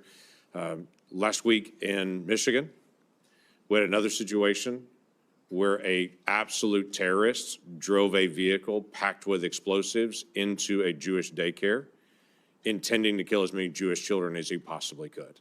I mean, that was his intent, was to be able to do that. That location happened to be one of the locations where there's also been this nonprofit security grant to help harden that facility. We have multiple challenges here. One of them is when the decision is made, they make a request, go through the paperwork, get approval to be one of those locations that we say, hey, we need to harden this location. Once the approval is done, it may take months to over a year just for the dollars to actually come on it because there's more bureaucratic hoops to go through. So as you're dealing with things like contracts that are out there and the way decisions are made, or FEMA, that's one of the areas I would encourage you to take a look at. I know you're very passionate about. How do you fix the issue where approval's been done and everyone's saying, great, can we get to work? And the federal government says, no, you can't actually get to work. You got to wait some more before the actual work can actually begin to do that. How does that get fixed? We got to streamline the process and cut out the redundancies. The amount of paperwork, the senator from Michigan and I had a long conversation about this, the amount of paperwork to just, once you're approved, to get the funding flowing, and then the paperwork that's followed up on it is way too encumbersome. And there's a better way to do this. Some of these policies I have to work with you guys on. Some of these grants were written with checks and balances, which we all got to be very cautious on how we spend the taxpayer dollars. Things that I can make changes on, we'll bring it to your attention. I will work with you, and we'll see how we can make it better. Be great. As you know, Oklahoma's been one of the leaders in counter-drone. This is a big issue for us as a country. Every high school football game, every college football game, every gathering of people for every festival and gathering across the country has now become a risk location for drones and drone mitigation. FBI can't be everywhere. We don't want them to be everywhere. We do have to figure out some process. So as you begin to think about this issue, it's a tough one to deal with, but it is a basic national security issue as well. It's going to land on your desk pretty quickly, especially with the Olympics coming, with FIFA coming, all those things that are happening. We got to be able to figure out how to do counter drone and to be able to not just identify there it is, but to also mitigate the risk. What are your initial thoughts? Well, I'd love to speak about that. With funding, talking to some of our agency heads, with a lack of funding right now, we have people quitting because they got to go to work. Meeting these demands are even going to be tougher. So we just talk about FIFA, for instance, and then you talk about 2028, which is going to be the busiest year of DHS in history because we have the Olympics and we have the presidential election going on. It'll take 4 months once funding comes in to start replacing those that we've lost for training before we can get them out in the field. We don't have 4 months with FIFA. But that's and how do we expect these people to stay on the job and work? We're losing institutional knowledge. We're losing people we've already trained. And it's going to be difficult to deliver this mission. The way that I understand is we're behind in UAS and we're behind in FIFA right now on actually delivering the mission that we have to. We're also behind in reimbursing local communities that's also working with us. That's going to have to take a tremendous amount of focus and partnership. And like I said in my opening statement, failure is not an option, so we've got to deliver. But sometimes when you have to rush like this, especially trying to get people on the job because we just quit funding them for the third time in less than a year, and we expect these people to keep working, it puts the mission at risk, and we have a lot of work to do here. Yeah, thanks for stepping up. Christy, thank you. This is a strain on the family and everything else right now. So thanks, y'all, for stepping into this role. Look forward to supporting your nomination. Thank you. Senator Kim. Thank you, Chairman. Senator Mullin, thanks for coming out here. I wanted to just start. Secretary Noem said in a cabinet meeting about almost exactly a year ago today that we should be eliminating FEMA. Can you commit to us here that you don't support that approach and you wouldn't attempt to eliminate FEMA? As I said, I think it needs to be restructured, not eliminated. I think there is going to be bipartisan support for reforms. I think we all understand that. We certainly saw a lot of problems when it came to Superstorm Sandy. I asked Secretary Noem to work with us, especially as they were going about their FEMA Review Council. I'll be honest with you, that never materialized. We did not see the kind of engagement here that we're ready to have. We have a bipartisan group of senators that want to come up with reforms. Is that something you can commit to working with us on? Senator, I think all of us that's been either in the House or in the Senate always complain about the outreach of agencies. I will make a commitment to you that I'm going to have the best. It's going to take a couple months to stand it up, but we're going to have a ledge affairs shop that you're going to know who the person is. We're going to work with you, but most importantly, I think everybody on this dais has my personal cell phone. That cell phone isn't going to change. And if you call me, you're going to get a response. If you text me, we're going to get a response. So when we have this FEMA Review Council report finally come out, is that something you'll come to us first and engage with us on rather than just implementing straight out from the executive branch on your own? Senator, I'm pretty sure that you guys set the policies and the mission for FEMA. So for any serious changes, it may take actually policy changes. And I will be in your office talking to you about it. I appreciate that, but we've seen a lot of significant problems happen. For instance, we saw about 2,400 staff cuts at FEMA. And again, We're not talking about the reforms, but we're talking about those that are trying to respond to these disasters every single day. So I wanted to ask if you're confirmed if you will stop these dangerous staff cuts that have reduced FEMA's disaster readiness. Senator, I'm not trying to play politics, but what's been the biggest disaster is not funding them 3 times in a year. However, you know, some of these agencies under the current administration, not some, all of them got very bloated with having too many employees. You think there's still in one too place. many staff at FEMA? Senator, I can't answer that. When I get there, we'll be adequately staffed to respond to our nation's disasters. But it's going to take some time to get there because, like I said, people are quitting today because they're not getting paid for the 3rd time in a year, and we can't allow that to take place. I agree, and I hope that we can move forward on that. But one thing that has demonstrated a lack of priority by this administration is the fact that we never actually had a full nominee for FEMA. So I just wanted to ask, do you agree that we need an actual nominee to be a full FEMA administrator that has real experience in emergency management? Absolutely. We're already looking at some in the case that we do get confirmed, which I'm hopeful we do. We are making that a priority in each one of our agencies. But you know, the confirmation also has to go through you, and we know. I get it, but at least we can get a nominee before us, and I think that that's something I hope to take away. That is a commitment you'll make. By honestly, by the experience that I've had, which has been an interesting experience, it's a lot to ask someone, and they got to be fully committed. If they go through this process, it's tough. So I would ask you if I do this, give them a fair shake. For me, a lot of you guys aren't giving me a fair shake to even earn your support. So if I bring somebody else into you, maybe you'll give them a fair shake and you'll actually work with them because I'm going to find somebody that is capable of doing the job, that's smarter at me at doing the job, that has experience doing the job.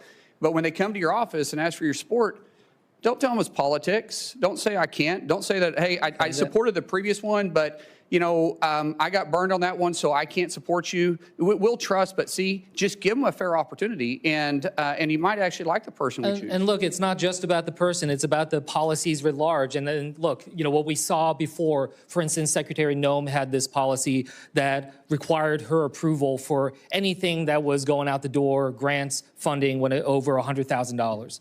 And I'll be honest with you, it was disastrous. It held up so much of the funding to FEMA and other parts of DHS. You know, Senator Peters and I did a review of this. Over 1,000 FEMA contracts, grants, and disaster assistance awards were delayed. So I wanted to ask you if you can commit to revoking this $100,000 policy by Secretary Noem. Sir, we talked in your office about that, and absolutely. That's called micromanaging, and I don't know if Secretary put that in or someone else did.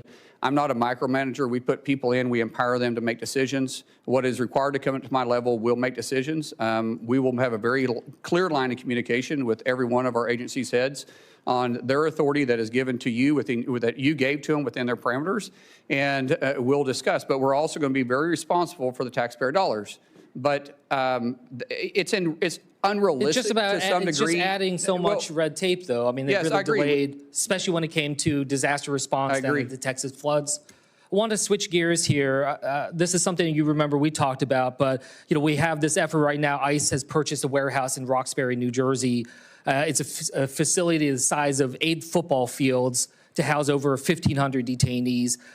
Never once did an ICE official go and talk to the local mayor, talk to the local law enforcement, assess the situation alongside the locals. So I just wanted to ask you, is that fair that DHS is imposing these types of large-scale detention facilities without local engagement and input? Sir, being from small rural Oklahoma, it's a big impact, and the community should be visited with, especially when you start taking a warehouse off. It takes it off the tax roll, which could make a huge impact, and you got to deal with impact aid if they're eligible for it.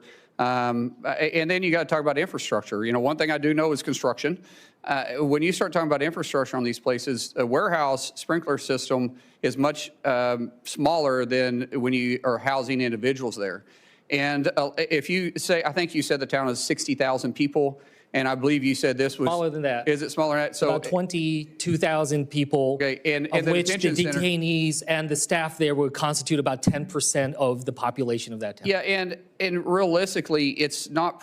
Most municipalities don't have the capacity in their infrastructure for waste and water. So it's important that we're talking to the communities, and if we're having additional needs, we can work with the cities, we can work with the municipalities, but we should always communicate with them. I agree with that, and this town has only 42 police officers, a volunteer fire department. Does that sound like the kind of town that has the resources to take on a warehouse of this magnitude? Sir, I don't know the circumstances behind this other than what you and I talked about. I committed to you when I visited with you in your office.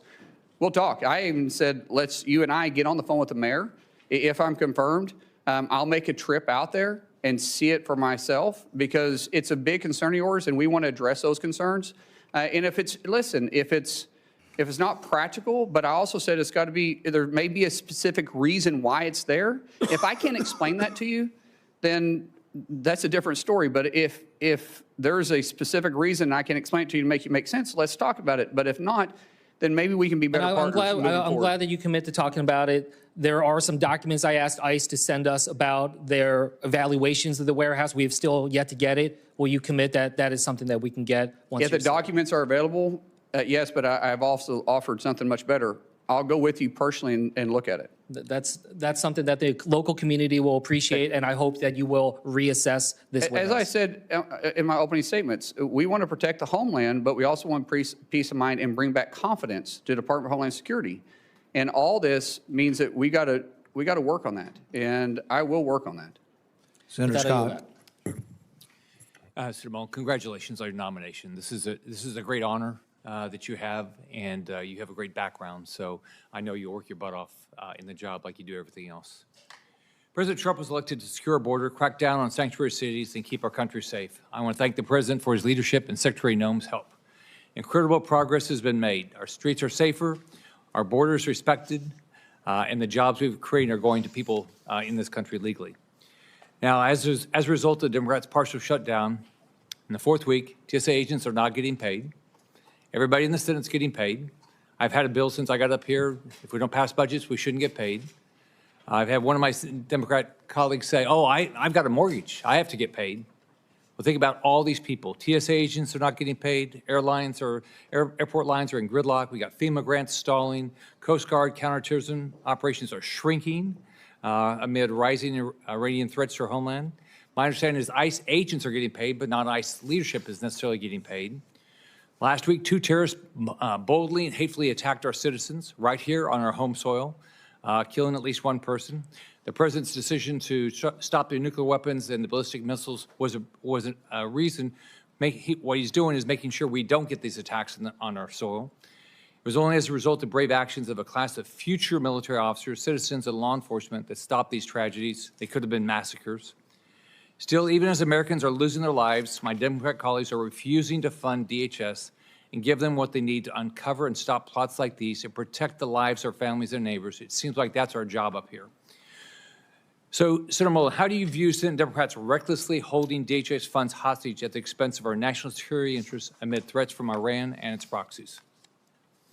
Senator, it's unconscionable. How can you sit there with a straight face and say that we're trying to take care of the American worker when you're choosing to not pay 260,000 people and you're affecting their families? We've heard the stories of families having to stand in charitable lines for basic needs or getting a loan.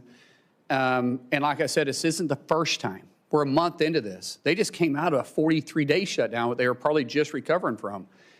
And yet we're still going to sit there with a straight face and say it's not about politics? So in sanctuary cities, local authorities can decline ICE detainers, which means that criminals are released back into the community rather than transferred safely into ICE custody. First off, I can't imagine anybody elected that wants criminals back in their community, but that's happening. This creates opportunities for illegal fugitives to relocate or reoffend, like in the tragic murder of Kate Stanley. It also forces DHS officers to go into neighborhoods to root out violent criminals, which is way more dangerous for everybody. Not only does this cost the taxpayer more, but also increases the risk for everybody involved, including bystanders, DHS officers, and potential future victims. We're seeing this play out right now just a few miles away, where local officials in Fairfax, Virginia are refusing to turn over an illegal immigrant who was arrested for groping 12 underage students. and the local elected want to put that person back out in the community that's not even here legally. Instead of turning him over to ICE, Fairfax County prosecutors are trying to get him released. This is just one example of how sanctuary city policies choose to put illegal aliens over American citizens. How do you plan to deal with sanctuary cities like Los Angeles and Chicago to remove criminal illegal aliens? Sir, it's been a difficult conversation that's been had with these sanctuary cities. As I said, going on, we don't get to choose which laws we enforce. As elected officials, you shouldn't choose which laws you enforce. We're not asking them to go out there and enforce immigration. We're just saying, be good partners with us. If we've got to serve judicial warrants, let us go serve the judicial warrants. If you pull over somebody that's wanted, that's in the country illegally, and it's a municipality, we're saying just hold them. At least let us do a background check on them and see who they are. And working with the municipalities are going to be vitally important, but also you've got to take a look at if they're not willing to enforce federal law and work with us, then where's the taxpayer dollars going to? And ideally, I would like to go in there and talk to the mayors. I'd like to go in there and talk to the sheriffs, talk to the police chiefs, say, what is your concerns? How can we get past this? Because the president has made it very clear. He wants to protect the streets for every American. He wants to restore law and order to every city. I don't think that should be controversial. But some people have for political purposes, or maybe they didn't like the tactics. Either way, I find it really hard to believe that law enforcement in those communities don't want to do their job. So maybe we sit down and we just work it out. It's like I tell my wife all the time. Sometimes when she gets mad at me, and I'm right, she's wrong, by the way, but sometimes when she gets mad at me, I have to apologize because I simply say, that was a joke, by the way, for everybody that's married. But I have to apologize, and sometimes I tell her, I said, honey, it's a misunderstanding. We still love each other. We still want the best for our family. And these law enforcement, and I would even say these mayors, they still love their community. They still love their cities. They still love this country. So maybe it's a misunderstanding we can work by. And I'm going to start with that. That's what I'm going to start with. If we have to do something different, then we will, but that's where I'm going to start at. It's a misunderstanding, but we're going to force the nation laws and make sure we protect everybody in their city and hopefully work with them and never work against them. Senator Mullin, as Secretary of Homeland Security, do you have any ability to ban funding to sanctuary cities that ignore the federal laws meant to make citizens' lives safer, but then turn around and ask for federal money for added protection? Sir, that would be a last option, but at the end of the day, taxpayer dollars have to be used for the right purposes. And if people are refusing to enforce the nation's laws, then I think it's really hard to justify why we're sending them taxpayer dollars that are coming out of Oklahoma or coming out of Florida or coming out of Kansas or Arkansas when they're making that decision. But I will say that is not going to be my first or second or even third approach, but that would be my last resort. Right. Congratulations on your nomination. Good luck. Thank you. Senator Fetterman. Thank you, Mr. Chairman. So, hello, Senator Mullin. Thank you for coming in today.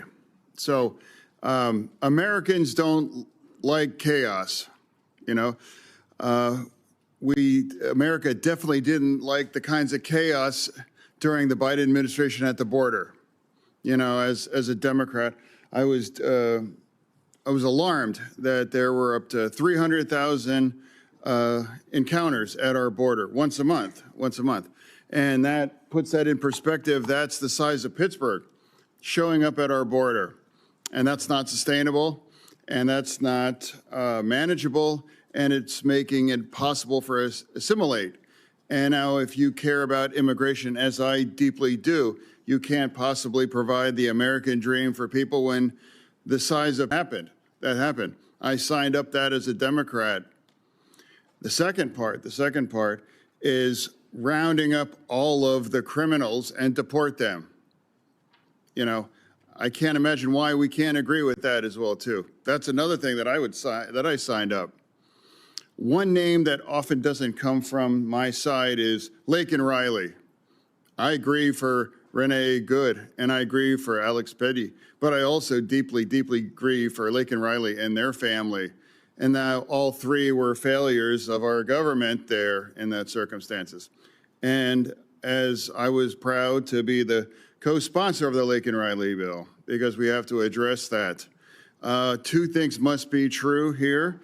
We need to have a secure border, and we have to round up and deport every single criminal in our nation. I can't imagine why that's critical or controversial for anybody, you know. So I'm trying to find a way forward.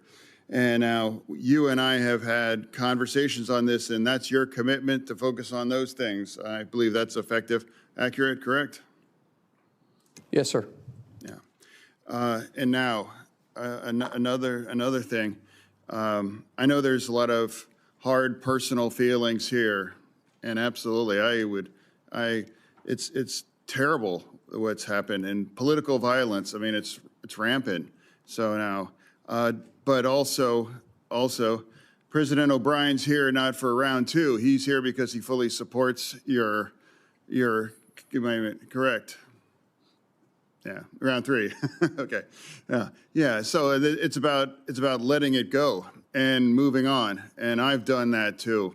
When I was in the hospital and things were touch and go, you know, I know there were unkind things said about me, but I can just say that it's better to just let it all go and to find a way forward. That's the time that we're in right now in our country on that. Now, people might describe you in those kinds of moments, but I'm going to describe you. We got a chance to get to know better when we joined a Codel to Turks and Caicos, correct? Yes, sir. Yeah, and we did that because Americans were looking at over a decade in prison because they had a couple random bullets in their luggage. And those Americans ran the gamut of a black grandmother from Florida, I believe, Florida, and Pennsylvania, that live in Western Pennsylvania, that I did, and I was able to welcome him at the airport when he returned there. So that was about a commitment to working together.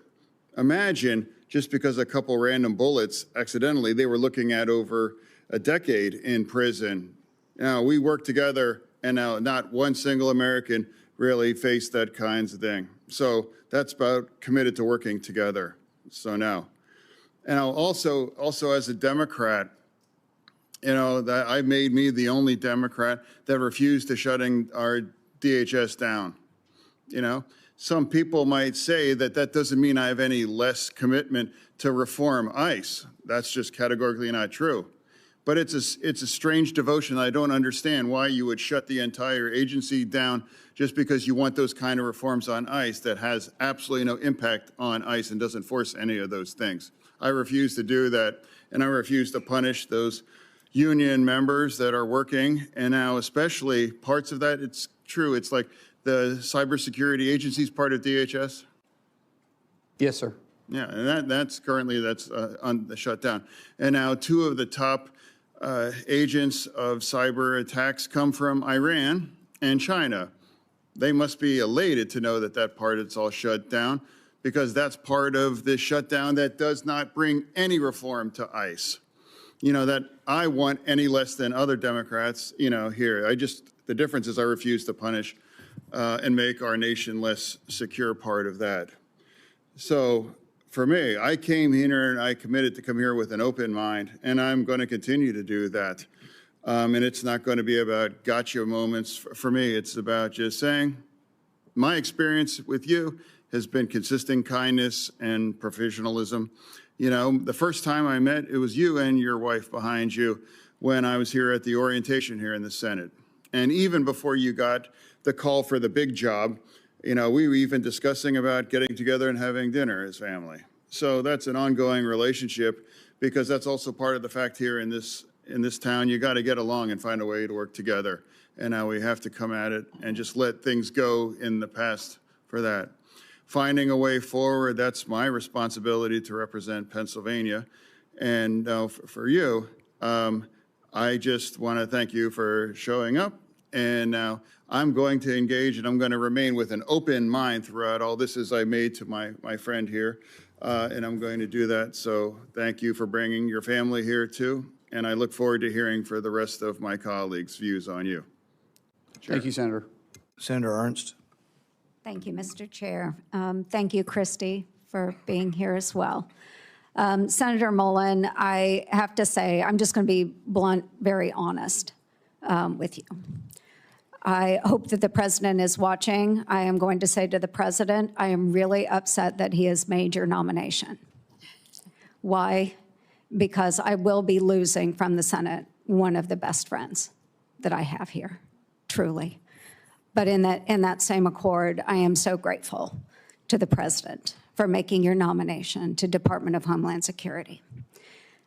So we've had a lot of discussion here. I know, just as Senator Fetterman said, there are a lot of differences and opinions on the politics surrounding DHS. And Senator Fetterman mentioned that he grieves for all of those that we have lost, those protesters. We grieve the loss of young women, young men that we have seen at the hands of those that have migrated illegally into the United States of America. We grieve them all, and I think we can acknowledge that. And it's important that we do that. We're in really trying times right now. And one of the things that I want to focus on right now is the bipartisanship that you have had with so many members in the House, in the Senate, the relationships that you have outside of this body, because I think it's really important, because we get in the political fights all the time, and we're all trying to score points back and forth. Bipartisanship is not very sexy, but I think we need a lot more of it. So Josh Gottheimer was here today. I respect him so much. And the fact that you remain friends today is incredibly important. I noticed you also gave Joe Kennedy a shout out. So I sent him a picture I took of you from the dais because I know Joe really well as well. There are so many relationships that we have in this body, and I wish more people would see that we have those relationships. We carry them in our hearts. It means we are better people because we open our minds to listen. And to that point, I want to thank you, Mr. O'Brien, for being here as well. Because what started out as a very big difference between you and Mr. O'Brien, you found a way to both of you come together to share thoughts and ideas and turn something really good out of that discourse. And I think more people need to learn how to do that. And so to all my friends sitting here in the dais and those that are watching, is that this is how America works, where we're able to take differences and come together and not just shout at one another, but come together and figure out a way forward. That's what makes this country such an incredibly brilliant country, is that we can recognize those differences. So I want to talk a little bit about a trip that we took last year. So many folks know that you serve on armed services, I serve on armed services.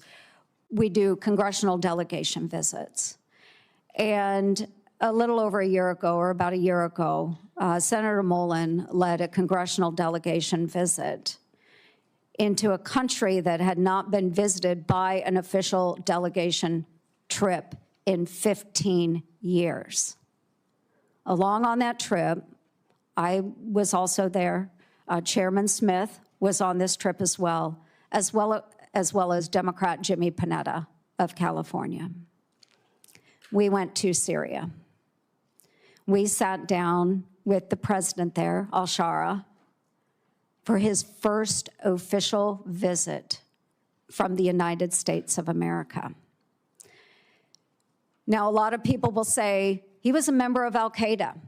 What are you doing sitting down with somebody that was a member of al-Qaeda? It's the same reason we sit down with people that we have differences with, is to find a way forward. So, Senator Mullin, I would like you to talk a little bit about that trip and why you believed it was important that we do that. Thank you. Thank you, Senator. You're right. The president of Syria wasn't really somebody we should have a lot of common ground with. And we actually talked about that. Him and I talked about that. Had a very blunt relationship about it. But the fact is, our world is different. And there's different leaders for different countries and different places. And you have to understand the region and the area they're in. We're not in the business of necessarily picking the leaders, but when we do, hopefully there's a way that we can work it out. And if you remember the president at the time, he said, when I was younger, I was fed a lot of propaganda. And I'm paraphrasing this. He says, but when I was in American prison in Iraq, he started looking at things different. And then he also went on to say, yes, I was affiliated with Al-Qaeda, but it's much like you guys being affiliated with Russia. It was interesting to me knowing how you went through the history. He said, it's much like you guys being affiliated with Russia and China and World War II, and look where you're at today.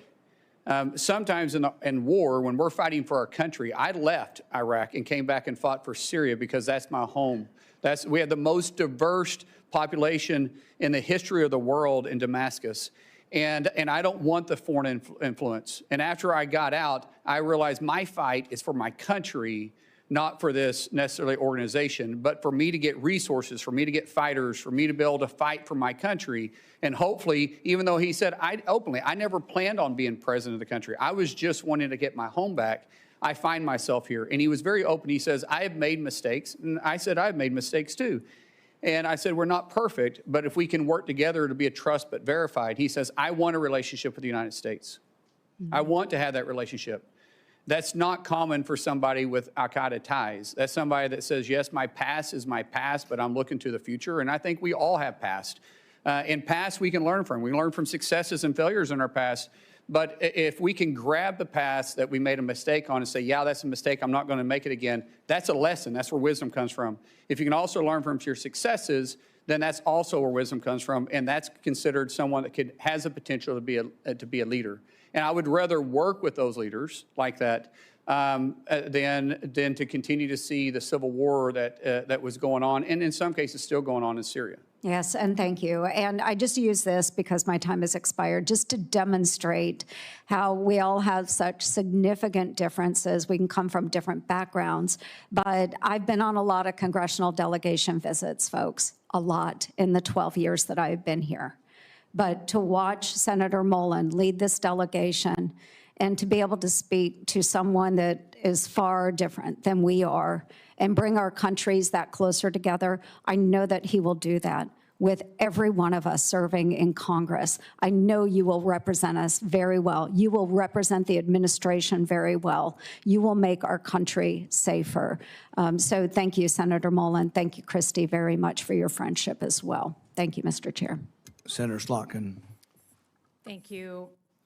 Thanks for being here. Thanks for our conversation yesterday. I want to just actually add on to what Senator Lankford was saying and just focus on the attack we had at a temple that's very close to my heart in Michigan, place I know well.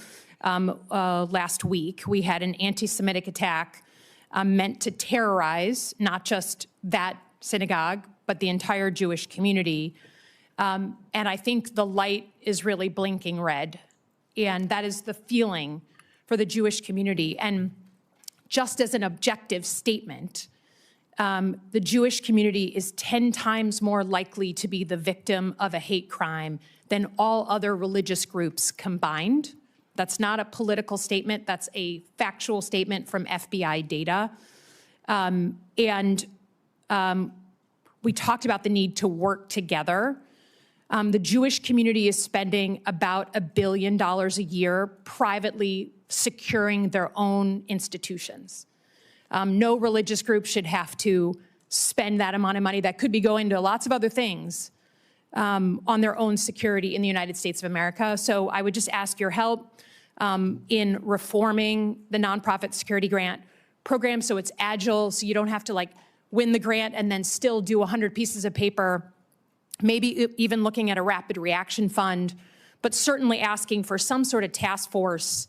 You know, I'm thinking about the community in Australia that went to the Australian government, the Jewish community, and said, we're seeing just a real uptick in threats. We're terrified. And then we have Bondi Beach and a very horrible thing. So can we just agree in public, again, on a bipartisan basis, to sit together to reform this program and figure out how we manage to the threat, because we're not hitting it right now. Senator, you have a wealth of knowledge from your service in the intel community, and you will know this issue probably better than me. And so I would welcome the opportunity to sit down and talk to you, figure out what we need to do. I know this is very personal to you, and that's great. We may have some differences on some political views, but this isn't one. You and I will be, you know, laser focused and get this resolved if it's possible. But yes, I would absolutely welcome an opportunity to work with you on this. Great, I appreciate that. I think, you know, in general, your position or your future position as Secretary of Homeland Security sits at like the fulcrum of these big issues we're having as a country. Just big cultural issues. The use of law enforcement in our streets and where our rights begin and end, and then our elections, our democracy. And given the importance of that, I think it's important that we state really clearly where you are on those two issues. You know, I think first and foremost on the use of ICE. You know, my state voted for Donald Trump in 2024. A lot of people supported the president's immigration agenda, but then they watched with their own eyes, not filtered through a news source. They watched with their own eyes American citizens killed in their streets for protesting. They saw children caught in the crossfire and being tear gassed. They saw people randomly being pulled out of their cars and walking down the streets because they happened to look like they could be an immigrant and checked for their papers, which for many of us has a real history. They have seen people law enforcement go into people's homes without a judicial warrant for a country that was invented because we were being oppressed by a foreign force that demanded entry into our homes. So you say you don't want ICE in the news. You say you want to rebuild trust. Your predecessor was fired because she couldn't manage that, and you know, people had to go in and bring the temperature down. Can you, without other words, just state clearly what you'd be willing to do to fundamentally reform ICE and put into law to do so, since that trust is gone? Ma'am, as you know, I can't make the law. You guys make that for me. But you're going to be the secretary. Yes, I agree, but I can't make the law. I can work within the parameters. No, but tell us what you'd be willing to put into law. So right now, the law that I work into is your guys' decision. We'll work through that. But I do believe there is a better approach. And I think working with municipalities, I would love to see ICE become a transport more than the front line.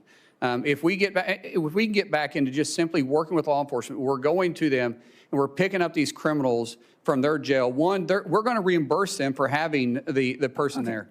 And have partnership is vitally important. I don't think there needs to be a law to change that. I think I can work within what is there.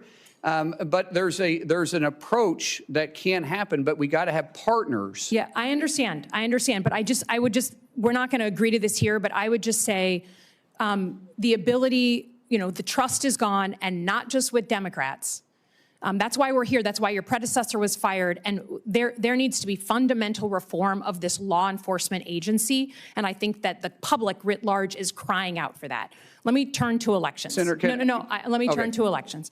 The Department of Homeland Security has the mandate since the Obama era for securing our election infrastructure. That's an important job, and you'll be secretary. The president has continued to say that he won the 2020 election, even though there's been 60 court cases saying the opposite. He has said he wants to federalize the elections. He has said name-check cities, including Detroit. He has said voting machines are inaccurate. He has said in the State of the Union, I was on the Senate floor, paraphrase, that if his side doesn't win in November, then the elections were rigged, which is exactly what he said 8 months before the 2020 election. You have your own history. You did not certify the 2020 election. There are people at the Department of Homeland Security, 3 people specifically who are well-known election deniers now running election security functions. Who won the 2020 election? Ma'am, we know that President Joe Biden was sworn into office. He was the president for the last 4 years. Who do you believe won the election? My job as Department of Homeland Security Secretary will be to make sure that we assure that the elections are fair and people can trust them. Does the federal government forward, run the elections process, or do states? It's very clear in the Constitution that the states control state elections, and then there is some federal oversight that's on it, but the federal government can set some standards. So if you're talking about the Save American Act, requiring you, which is within the Constitution, by the way, requiring individuals to be citizens of the United States, I don't think it's too much to ask somebody to prove they're a citizen of the United States. That's not what we're talking about. I'm talking about administering the elections.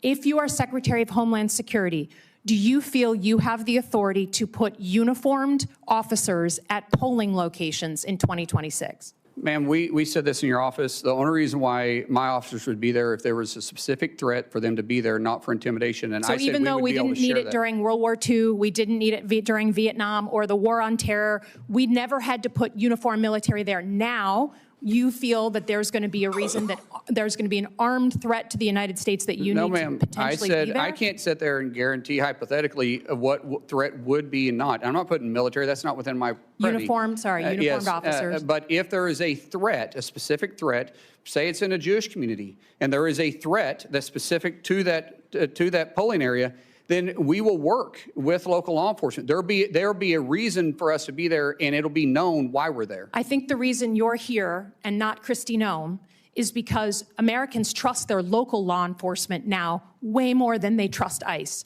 So I would just say if we ever get to the point where you are being asked to put armed ICE officers at polling locations, we have lost the plot as a country.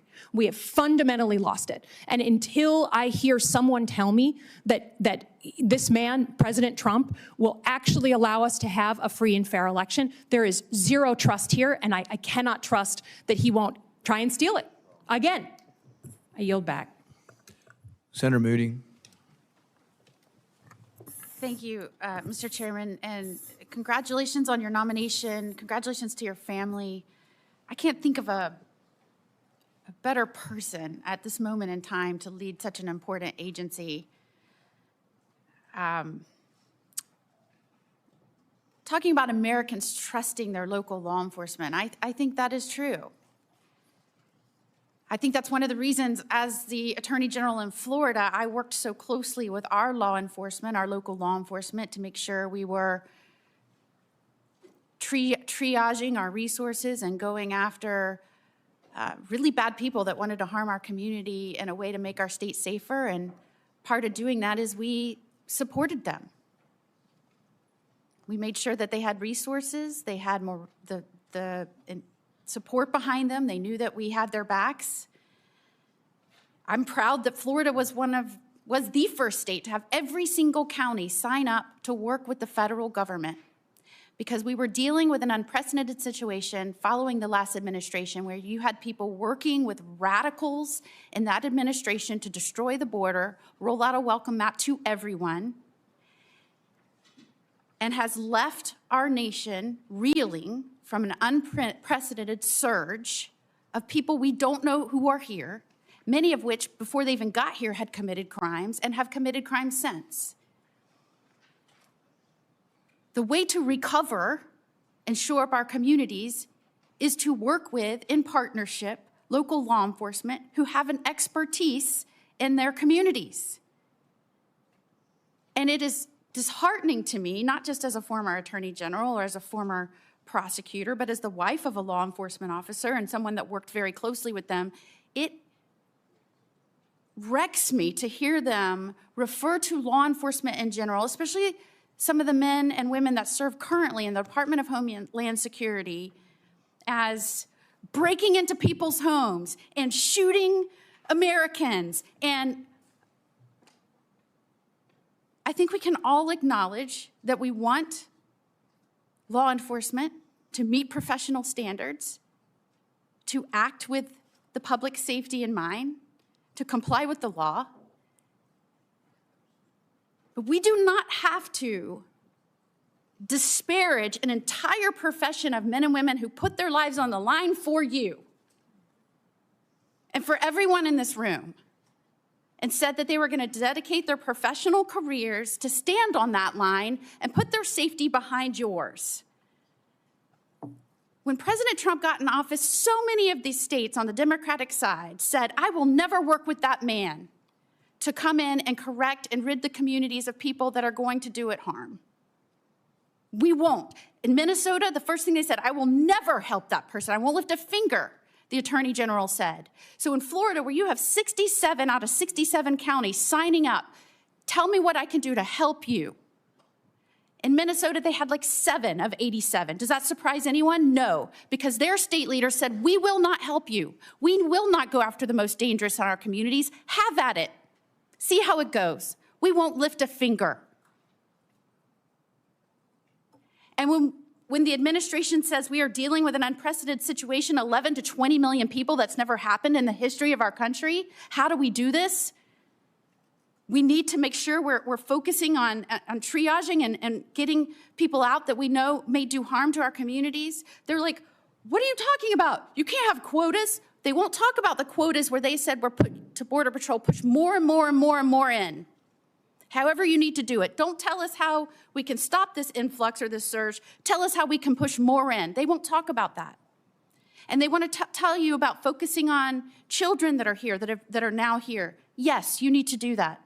As somebody that has pushed to protecting children and fought against trafficking with law enforcement's help, yes, you need to do that. But I loved how you said, let's talk about the tens of thousands of children that the federal government helped traffic under the Biden administration that we lost. And when they were made aware of it, they ignored it.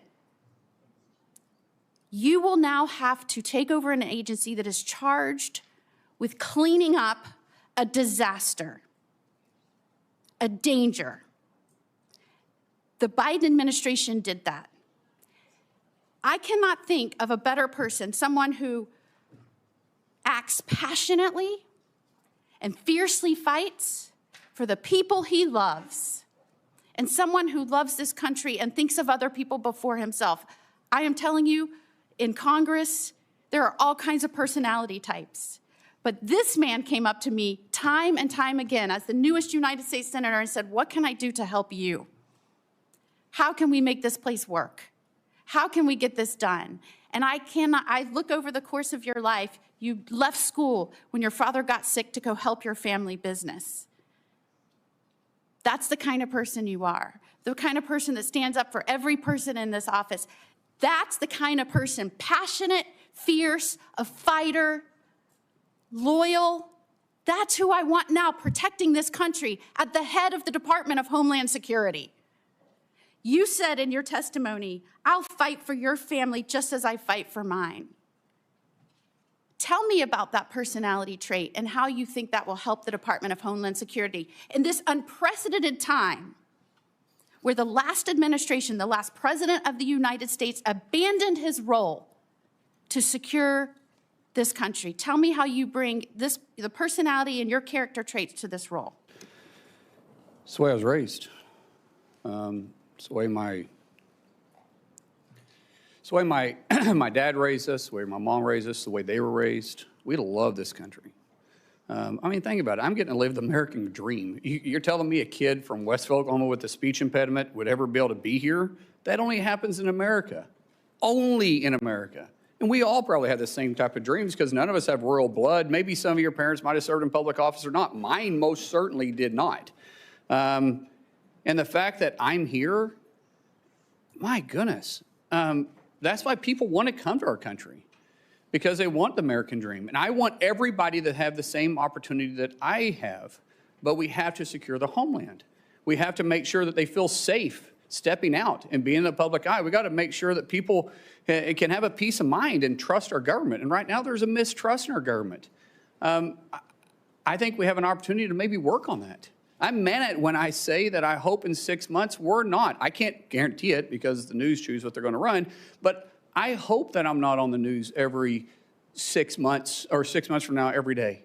I hope DHS is just able to be laser focused on doing their job, and isn't controversial about taking care of the homeland. I hope people have confidence in our in our agency again, and I'm going to work every day to restore that. And you'll bring that same passion and zeal and protective instinct to protect every family and every community, working with local law enforcement because they know how to approach in a safe manner their communities. Nobody will take care of their backyard better than the individual. Senator Gallego. Thank you, Chairman. Oh, neighbor, how you doing? Easy day. Hey, brother. Good to see you. So, some very specific questions. What is the primary mission of Homeland Security investigations? From the IG or from us? I'm sorry, from Homeland Security Department. There's HSI is within Homeland Security. What is their primary mission? Well, it's not a trick question either. No, I understand that. And every agency, sir, we have specific missions that we are targeted to look at our aspect of protecting the homeland in different directions, have different paths. And in different agencies, region-wide, there are 22 of them there. We all need to be in the same boat, row in the same direction, working for one common goal. And as I said, that's protect the homeland, bring peace of mind, and secure the confidence of the American people. Okay, so HSI, and I've being from Arizona, we're very familiar with CBP, ICE, and HSI. HSI specifically is very important because they specialize in dealing with human trafficking, human smuggling, counterfeit, bank fraud, things of that nature. Actually, I have a lot of friends that have worked for them forever.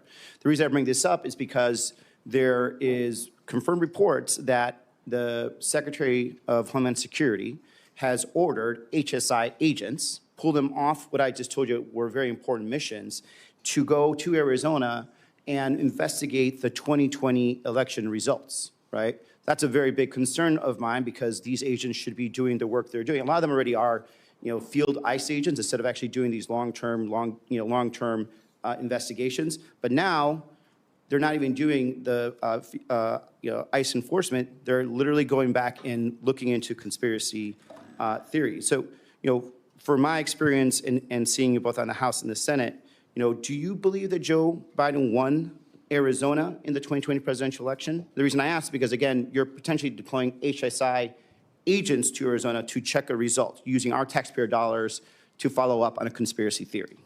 Sir, I'm not familiar with what the former secretary did here, and nor am I here to debate what happened in 2020. I do know that there's an opportunity to look at 2020 and make sure that anything that went wrong we can fix moving forward, because what we wanted to make sure is that in the next election, be it the midterms or in 2028, the American people trust our election system. Trust is vitally important.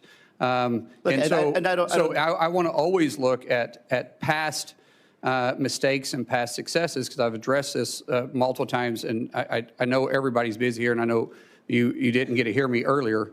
But Senator, I think we can always do better, and I want to do that. Just like you and I, we've worked on immigration issues before, but because we both know we can do it better. But you're talking about perspective. I'm talking about going back, and the fact that we're using Homeland Security funds, investigators that should be using their time and value more to check onto something that, by the way, had multiple independent audits, even one run by the Senate Republican and Senate State House representatives that passed, accuracy tests, hand counts, 14 court cases that were confirmed that Biden won in my state. And so when I have personal friends that are HSI agents, friends that I know are telling me they are now being diverted from their duties, and what they're doing is they're instead of investigating child sex trafficking, child abusers, drug traffickers, which I don't disagree, we have not been doing the best at, and certainly I think a lot of that was under the Biden administration, did not do that sufficiently. But now instead of it not being done, now we have the opposite, where some of these best trained people are being ordered by somebody within the chain of command of the White House, which I get to quest later, to go investigate this false this false conspiracy theory, right? And like, as much as, for me, a concern of mine, because, I do know you very personally, and we got into work together. I think you're an upstanding guy, and I reject this idea that you're not qualified for this job 100%. But when it comes to something as existential as this, that's when I have to start questioning, like, are you going to be in charge of a department that's going to say, you know what, HSI should not be used for this? As a matter of fact, no one in Department of Homeland Security should be used to do and investigate an election conspiracy. So that's, what I want to communicate on this is, like, I really urge you just to end the investigation. There's no reason why we need to go getting back to 2020. There certainly isn't any reason why we should be using these highly trained professionals that should be going after some horrible people to be investigating conspiracy theories that have been litigated multiple times and put them back where they were. Moving on from there, my other concern is something that I saw, with the previous secretary, and something that I've seen in myself in my time in the Marines, is that a chain of command is very important.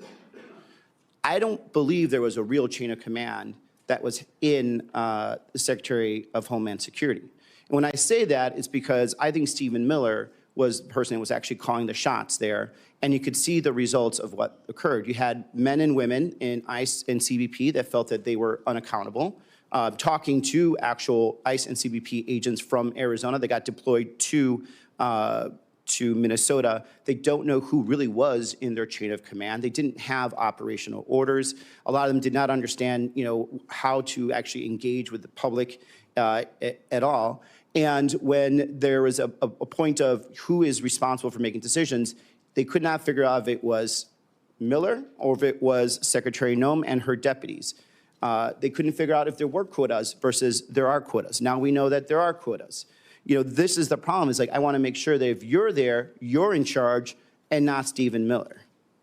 Sir, the President has nominated me to be Secretary of Homeland, and I'll take full responsibility for that. Chain of command is important. I believe in empowering people to make decisions, but I will still be talking to the President on a regular basis. And any policy that is within my realm of authority that you guys give us, if the President wants us to look at it, we'll look at it, because I serve at his discretion. Yeah. One thing I don't know if it's been mentioned here, you probably would be the only second Native American in the history of the country to be a cabinet member, which I appreciate. And you know that I also do a lot of work with our Native American communities, the 22 federally recognized tribes in Arizona. And the one concern I also have is that when it comes to building some of these installations on the border, there has been very, very little to no tribal consultation, especially with some of our border tribes, the Totowa O'odham Nation, where we are building walls in areas that doesn't have much like ESL. So I have problems with the English once in a while too. There's a border wall that is going through tribal land that is in very sacred land that is not crossed and used significantly by human smugglers. It's important that DHS actually speak to these communities. They actually have programs that they do where they actually are working with DHS and local law enforcement to stop illegal smuggling, called Shadow Wolf program that DHS supports. But this last administration in DHS did not talk to them whatsoever. Did not talk about, did not even give the vague idea of tribal consultation, and now they're just building into some areas that has, unfortunately, some burials of some of their the people from their tribe. And so I think it's important that we reestablish tribal sovereignty, and I hope because of your background you'll understand and appreciate that. I respect tribal sovereignty, and there's a lot of technology. Now, we do have a job to secure the border, but we will work with tribal nations, because there's other ways to have a physical barrier where you can have technology there too. And I don't think anybody would complain about that. But yes, my background. We have worked on tribal issues a lot, and I appreciate your passion. And I have a lot of good friends in Arizona with tribes that that we've been able to have good relationships with. And these tribal nations would absolutely work with you as long as they felt that there was the respect and also respect for the land, because we have a history of that. And Mr. Chairman, I'm up. I can. We're going to come back around if you have a question. Thank you. Senator Hawley. Thank you, Mr. Chairman. Senator Mullin, welcome to the committee. I see you have some supporters with you today. Chairman Smith, good to see you. My friend Sean O'Brien is here. I want the record to reflect that my money was always on O'Brien. I just want that noted. I want it noted for the record. Senator Mullin, let me ask you this. In your own words, could you tell us just in capsule form, what is it that DHS, what's the mission of DHS as you understand it, as you would put it, as you would explain it? Quite simply, it's simple: to protect the homeland. Very good. To protect the homeland. Okay, let me ask you this. 10 days ago, there was a shooting at Old Dominion University that left one person dead, 2 people critically injured. The gunman had potential terrorist ties. Is this a good time for the Department of Homeland Security to be shut down and unfunded? It's the worst time, and keep in mind, we just came up a 43-day shutdown, as this is a 3rd time in a year, and it's devastating to the morale of the men and women we have tasked to take care of all of us, all the homeland, regardless if it's a blue state or it's a red state. We have to look at it all the same, and they have that mission mindset, but they don't have the pay to follow it up. A few days before that, 2 individuals attempted to detonate bombs in New York City in a way that would cause mass civilian casualties. Both of those individuals have potential terrorist connections. In light of that, is it a good time for DHS to be shut down? Sir, I think with the current conditions, this is the worst time we could possibly do it. A few days before that, in Austin, Texas, 3 people were fatally shot outside of a bar there when a gunman opened fire in the early hours of a Sunday morning. That gunman also had potential terrorist ties, and yet DHS is shut down. Just a week ago, a gunman loaded his truck with incendiary devices and rammed it into the Temple Israel Synagogue outside Detroit, Michigan. As I'm sure you know, 40 law enforcement officers, 40, had to get emergency medical attention. It's a miracle. By the grace of God, nobody was killed except for the gunman. But 40 individuals had to get medical attention, and yet DHS is still shut down. Let me just ask you this. Law enforcement dangers. I think I've got a poster that'll go up behind me here. In the last year alone, we have seen an 8,000% increase in death threats to law enforcement, a 1,300% increase in assaults, a 124% increase in vehicular attacks using a vehicle, against a CBP law enforcement. Now, in light of this, is it a good time for DHS to be shut down? Sir, it's a horrible time. Let's talk about children. Let's talk about the dangers to children. The National Center for Missing and Exploited Children estimates that there are 20.5 million reports of suspected online and child exploitation. That includes almost 20 million reports of child pornography, 546,300 reports of online enticement of children for sexual acts, and 27,000 reports of child sex trafficking. Is it a good time for DHS to be shut down? No, sir. Let me ask you if you've seen this poster that I'm about to put behind me. Have you ever seen this before, Senator? I don't believe so. There's no reason you should have. I was introduced to this material by Tim Tebow, the Heisman Trophy winner, who now spends a lot of his time trying to help work with child victims of sex abuse. This poster reflects every individual IP address in the United States in about a 1-month period that was sharing, distributing, posting, or trading child sex abuse material or child pornography of some form. You want to guess how many points there are on that map? It makes me sick. I have no idea. 338,000. That's just a 1-month period. Now, can you see any blue dots on that map, Senator Mullin? Yes, sir. Yeah, there's you got better eyes than I do. I mean, there's like very few of them. I'd be surprised if anybody in the audience could see them. The blue dots are the number of investigations that are open. Look at the red dots, 338,000. Look at the blue dots, you can hardly see them. Why would that be? Because in the best of times, the Department of Homeland Security has only 10 HSI agents who are fully dedicated to doing this. It's all Congress has given you, 10. Right now, none of those are funded. Is this a good time for the Department of Homeland Security to be shut down? I think any parent can look at that and it makes you sick, especially with teenage daughters like myself. That's scary. We have to focus on this. It's very scary. That's exactly right. I'm glad to hear you say that. The Biden administration and your predecessor in this role, Alejandro Mayorkas, lost track of 450,000 children who were trafficked across our border over a 4-year period. 450,000 children. It's the biggest child trafficking ring that was set up under the last administration in the history of this country.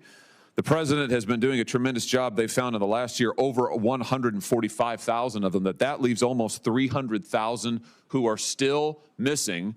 And yet the Department of Homeland Security is unfunded and shut down. Let me just ask you again, does it seem like a good time for that? No, sir.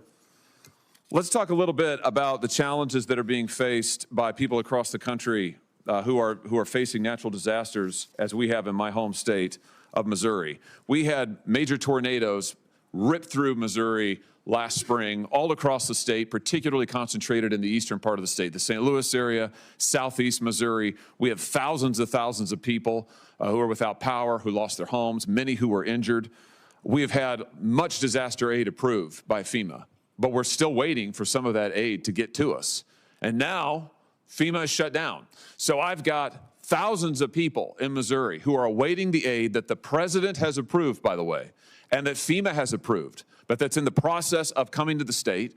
I've got probably hundreds of people who are not able to go back to their homes and who are applying for individual assistance that hasn't yet been processed by FEMA. And now they're being told, well, sorry, there's nothing we can do because FEMA shut down. Does this seem like a good time for DHS and FEMA to be shut down? No, sir. In any airport in the country right now, if you go and look, you will find hours, backups of 4 and 5 hours. You'll find TSA agents. You alluded to this earlier, Senator. Over 10% of TSA agents now are not able to come to the job. Why? Because they make on average $45,000 a year. They can't afford their rent. They can't afford to buy groceries for their kids. They've missed now 2 paychecks. This is endangering the security of our flyers. It's endangering the security of our airports. This is a terrible time for DHS to be shut down. Here's my point. Whether we're talking about children who are missing, whether we're talking about the situation against our law enforcement officers, whether we're talking about the dangers to the homeland, we are involved in a major conflict overseas. This nation's homeland needs to be secured, and yet my friends across the aisle have shut down the Department of Homeland Security. They have defunded every agency we just talked about, and I just want to ask them, how long is it going to take? How long are these children going to have to wait in exploitation? How many more are going to have to go missing? How many TSA agents are going to be able to afford to put food on the table for their children? How long are the people of St. Louis and southeast Missouri going to have to wait to get back into their homes before we can finally have a vote to reopen the Department of Homeland Security? It is long past time. I welcome your nomination. You're going to be a terrific leader of Homeland Security. I can't wait to see you there. But it's time for this Congress to do its job and fund DHS and protect the homeland of the United States of America. Thank you, Mr. Chairman. All right, thanks, everybody. We are going to do another round of questions. I want to let anybody ask a question that wants to ask a question, but I really don't want to give everybody 7 more minutes. I want to kind of keep it to pressing questions. We'll start on the Republican side. Does somebody have a pressing question they didn't get to ask or would like to ask? I'll use back. Anybody else? Senator Ernst. Yes, thank you. Again, Senator Mullin, I truly appreciate you being here. And I do want to ask some questions. I do want to follow up. So many people have pointed out the various departments that exist and are not being funded under DHS. So we have a really, really significant anniversary coming up this year.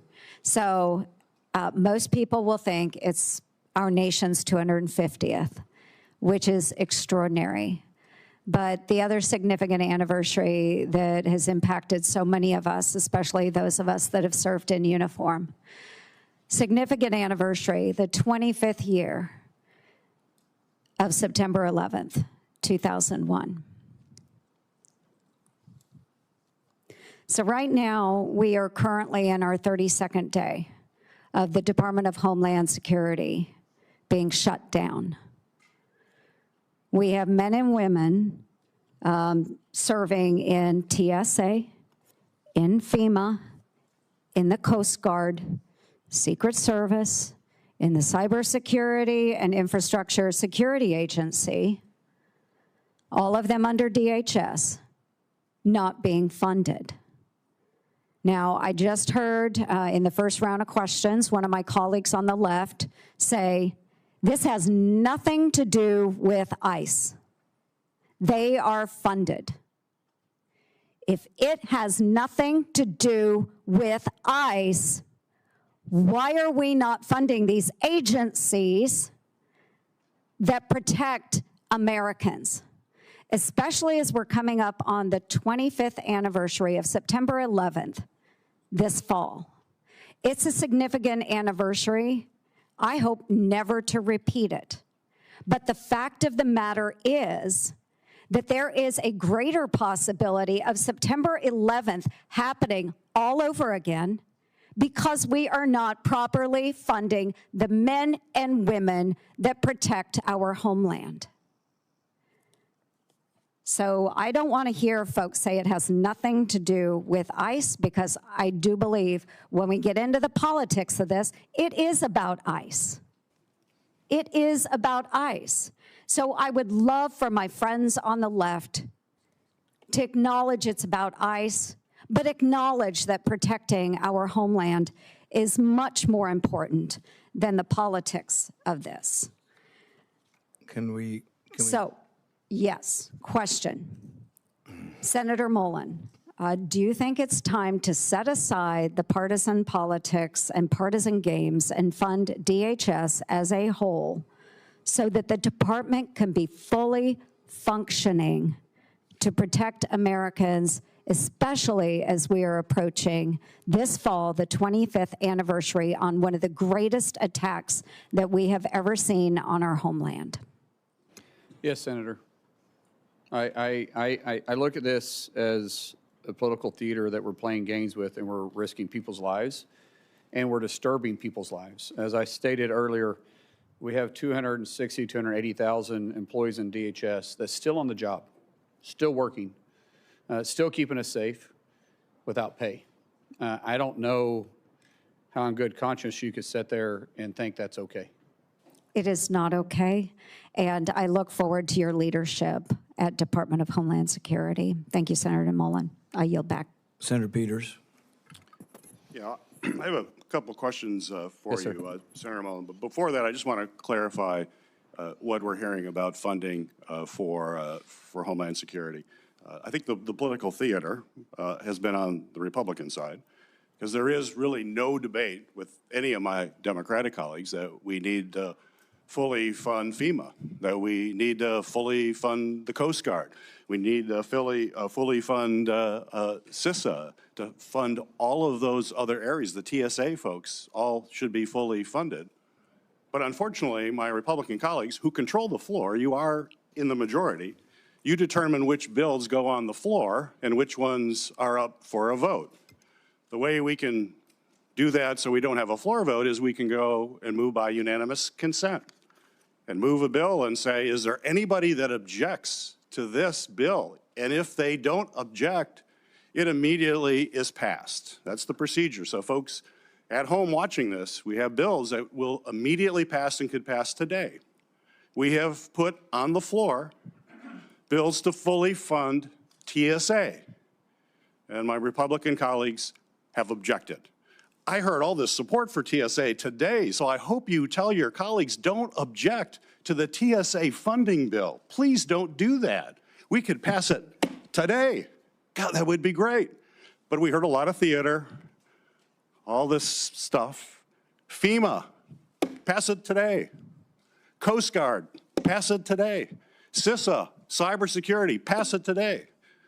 So as the nominee for Homeland Security, I would hope you would tell your colleagues, boy, this is really important. Don't object to the bill that allows us to pay for this. Now, granted, the CBP and ICE are not in there because we are around negotiating about making sure that there are guardrails in place so that local or that federal agents have to abide by the same rules as local police. You know, when I go home and I say that, everybody says, really? They don't have to do that now? I'm like, no. But Republicans are going to hold TSA hostage. They're going to hold Coast Guard hostage. They're going to hold FEMA, CISA. They're going to hold it all hostage because they don't want to give any ground on making sure we just have common sense guidelines. We have a solution for that. Pass the bills for all of these other agencies. Pass them. They can happen today. We've tried for the last 2 weeks, and my Republican colleagues object. Don't object anymore. And then let's focus on trying to come together. And I appreciate your comments about how we come together. Let's come together and figure out how we put common sense guidelines in place for federal agents that are operating in our communities. You've expressed an interest in doing that today, and I take you at your word for that. So let's do that. But let's not make TSA a hostage in this whole thing. Let's pass the bills. We can do it. So I heard it. I heard HSI funding from one of my colleagues here. I want to be clear, HSI is funded because both CBP and ICE are fully funded because of the big bill that passed last year. So that funding isn't even in jeopardy. What's in jeopardy, we can fix today. All the things that are not being funded, we can fund today. And every single Democrat is for it. There's only one Republican. It only takes one Republican to object, and apparently that keeps happening. I'd talk to that one Republican and say, stop objecting to this. If you truly all believe in that, stop objecting to it. HSI is getting money now because of the big bill. But what's the problem with HSI? And I agree with my colleague with child exploitation. I'm going to be at the top of the list when it comes to making sure we're doing as much as we can to stop that. But unfortunately, this administration has actually transferred all those HSI people to immigration enforcement. They're not even doing what they were supposed to be doing. So I would hope if you are confirmed, you will bring those folks back to their role that my colleague says is so important, which I agree with. But why did the administration send them off to immigration work then? Apparently, the administration doesn't think it's as important as my colleague. And I just want to wrap up here. Questions that we had related to your bio. And the biography is important. And it's important that we fully understand how you're presenting yourself. And if there are any ambiguities, we want to work that out.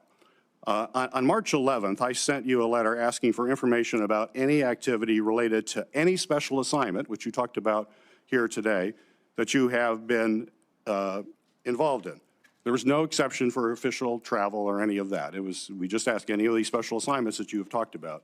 You responded to the committee in that letter by saying my voluntary work included special assignments outside of DOD, was that I offered support and mentorship from a Christian perspective to both Afghans that supported our efforts and other personnel that served in war zones. You stated your special assignments occurred intermittently between 2006 and 11.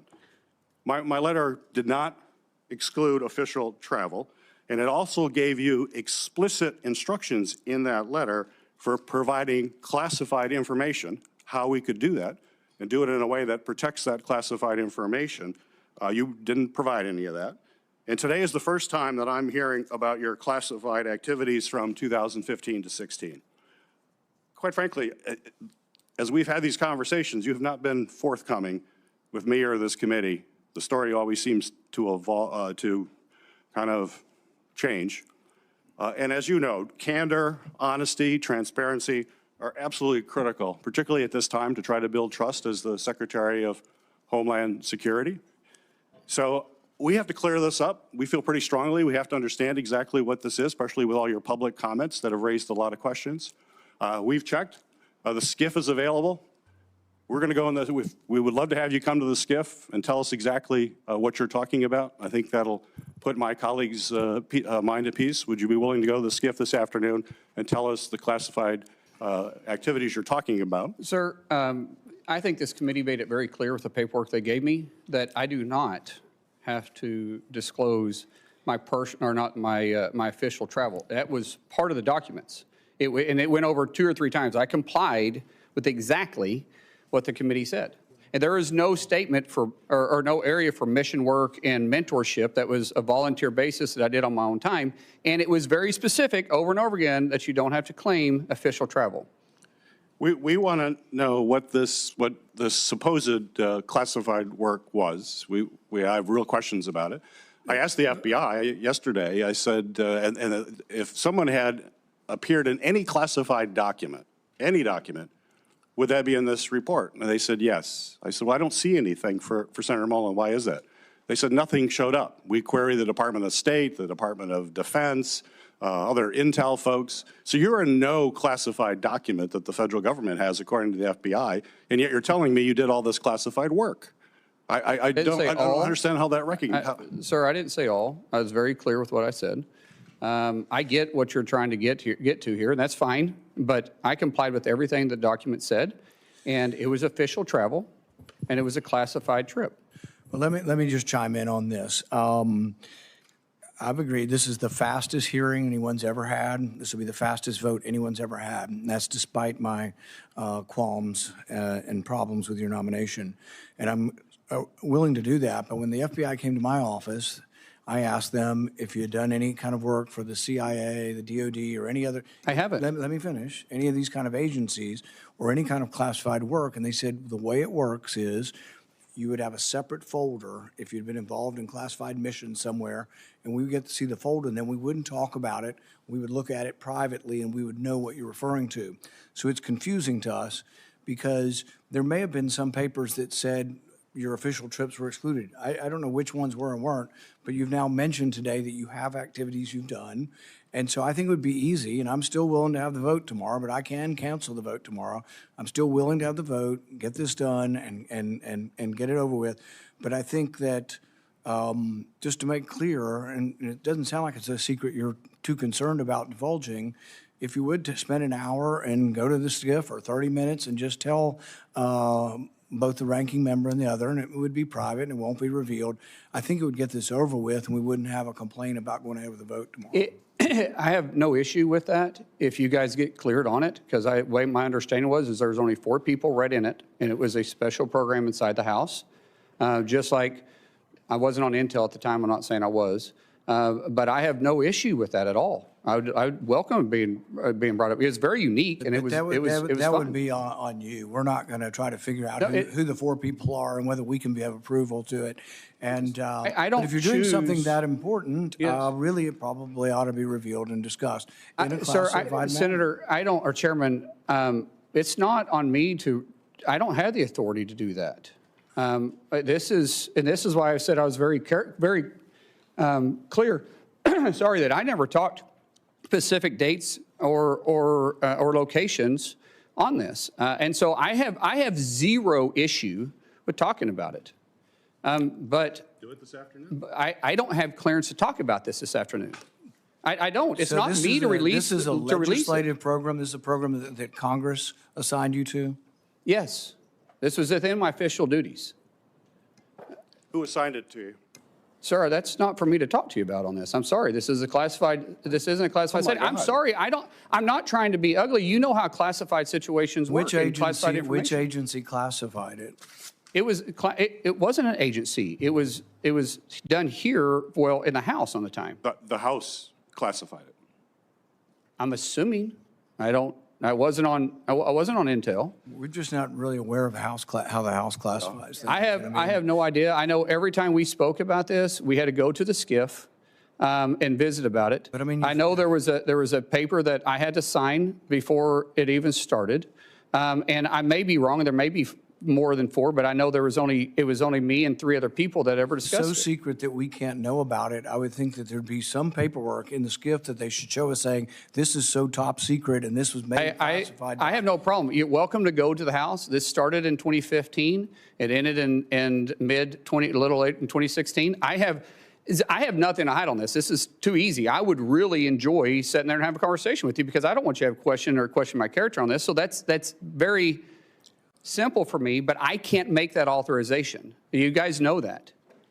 Well, it's a little difficult for us to go ask about a program that has no name, and we have nobody that we know to talk to about it. So I don't know how we would begin doing this without your cooperation. But I'm willing to cooperate. I'm willing to hold the vote tomorrow, but you brought this up, that you were on a super secret mission that you can't tell us No, I did not say super secret, sir. I said it was classified. That only 4 people know? Well, no, I only know if there was 4 people. There was maybe more people that understood it, but I know there was only 3 people plus me that was ever in the meeting. And so as far as I'm concerned, only 4 people was read in on this. So you were on the Intel committee? No, not at the time. No, sir. I was on the Intel committee after that. What committee were you on at the time? You got to think about 10 years ago. Energy and Commerce. So it was an energy and commerce top secret effort. Senator, I know what I'm getting upset about a little bit here is that your tone that you're saying that in a condescending way. I did what I was asked to do. I'm trying to find out who we would talk to. Sir, I've told you exactly what happened here. I was not required to disclose this on any official travel. Your documents are very, very clear on that. So I don't know what else you want me to say. You said you can go find out. Go find out. And then when you guys say it's good for me to talk to you, I'll be happy to talk to you about it. I can't talk specifics. If you want to talk about in general ideas, let's go down and talk in the SCIF. I'm okay with that. But I can't get into the necessary specifics or who made the decision to do it. But I can talk in general, and I'll be very, very glad to do that with you. And even Senator Lankford, I know, is on Intel. He can come down with us and visit with us about it. I'm no issues with that at all. Perfectly clear and okay with it. But it's not for me to release this. So if you guys want to do that, we can leave here, go down there and talk about it. Did this mission involve exchange of fire? It wasn't a mission. It was an official travel. With specific deals or for specific fact-finding, just like any official travel is, that they wanted clarification on. And so, like I said, be happy to talk to you about it if you guys want to. And it was in a conflict zone? Sir, once again, I'm not talking about specific details or dates because we've revealed that this was a classified situation. Now I'm not going to talk about because anything I've talked about in the past wasn't referencing any of this, but I'm definitely not going to get into it now. It's talking about specific dates or details. We would have no way of exploring this unless you were willing to cooperate on. I don't know, Chairman. I don't know what else you said. What else you want me to do? I said I will go down there and talk about this with you in a SCIF, but I can't give the specific all the specific There's no details. reason to think that somehow we're not qualified to look at classified information. And so the thing is we would. There is a lot of programs out there, Chairman, that you know is based on a need to know. Right. And maybe you can talk to Senator Lankford about this too. Senator Lankford, would you like to talk about? I'm glad to jump in. This feels, as my mom used to say, a mountain out of a molehill, where he is offered over and over and over again to say, let's get into a classified setting. I just left the worldwide threats hearing where I had to run over to be able to run back there. And meeting with all the folks there were several questions that I asked there that they gave me a partial answer and said, I'll give you the rest of this answer in a SCIF. And everybody goes, oh, okay, I get that. Because there are some things that are sources, methods, or actions that we're all keenly aware of on this. And I don't know what else he could say at this point other than let's get into SCIF and let's actually talk about this. Why don't we start with that initial meeting and see how that goes? Yeah, we'll have an initial meeting. SCIF. That's what we asked for, Senator. Yeah. He said he couldn't do that because he wasn't authorized to. No, I did say that. I said I can't give you all the details to it because it's not for me to release it, but I can talk to you in general about it, but not in this setting. Yeah, and let's get the information out and be able to talk it through and be able to find out what this is. All of us have been in classified settings before. Let's try to get it done this afternoon so we can. I'm available right after this. So if we're, Senator or Chairman, if you want to, we can go leave from here and go straight there. Yeah, and let's try to get the hearing finished. So I really want to, let's try no more speeches back and forth on all the ICE stuff if we can. If you kind of just conclude that one, can I come back to you in a minute? Sure. All right. Senator Hassan, let's try to get off of funding ICE and stuff. Let's just try to stick to the nomination for now.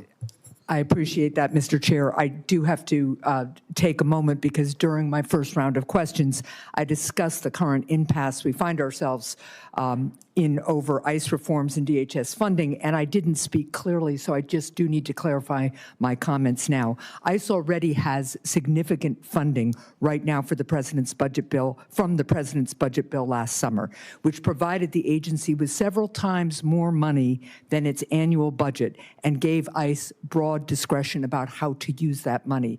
That means that the partial shutdown that we have right now has nothing to do with whether ICE has the usual levels of funding it needs to operate, since the agency already has many times its annual budget. It's about, instead, the need for policy reforms to help ensure that ICE operates using the same kind of standards that state and local law enforcement in New Hampshire and around the country uphold every single day. Now, Senator Fetterman was right earlier when he pointed out that this shutdown is impacting other parts of DHS that handle cybersecurity and transportation security and other critical functions.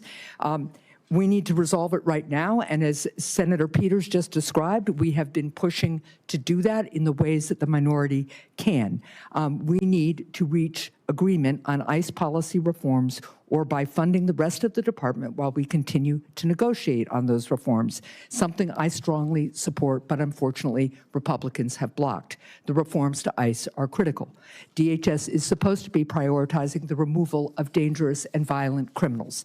Instead, we've seen DHS agents assault and even kill American citizens while wearing masks, seeming without accountability. So now this is the question.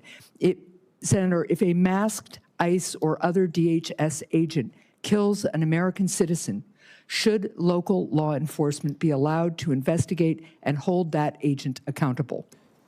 Unfortunately, local law enforcement isn't supposed to be investigating federal. That's what DOJ and FBI is for. Now, we will communicate with local law enforcement, but that's not their job. FBI, it's just same thing if in most municipalities, if there's a fatality shooting, there's another agency that oversees them. And in this case, it'd be the FBI who is set up inside the DOJ to investigate those.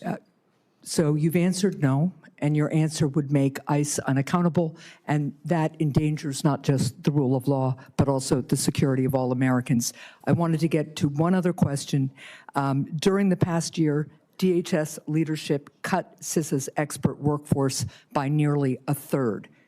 Meanwhile, adversaries and criminal syndicates are accelerating their cyber attacks against the United States. How do you plan to restore DHS's cybersecurity force and better secure our critical infrastructure from cyber attacks? Man, we've got to recruit the right people, but the best and brightest individuals in those areas. I know the University of Tulsa has a great program.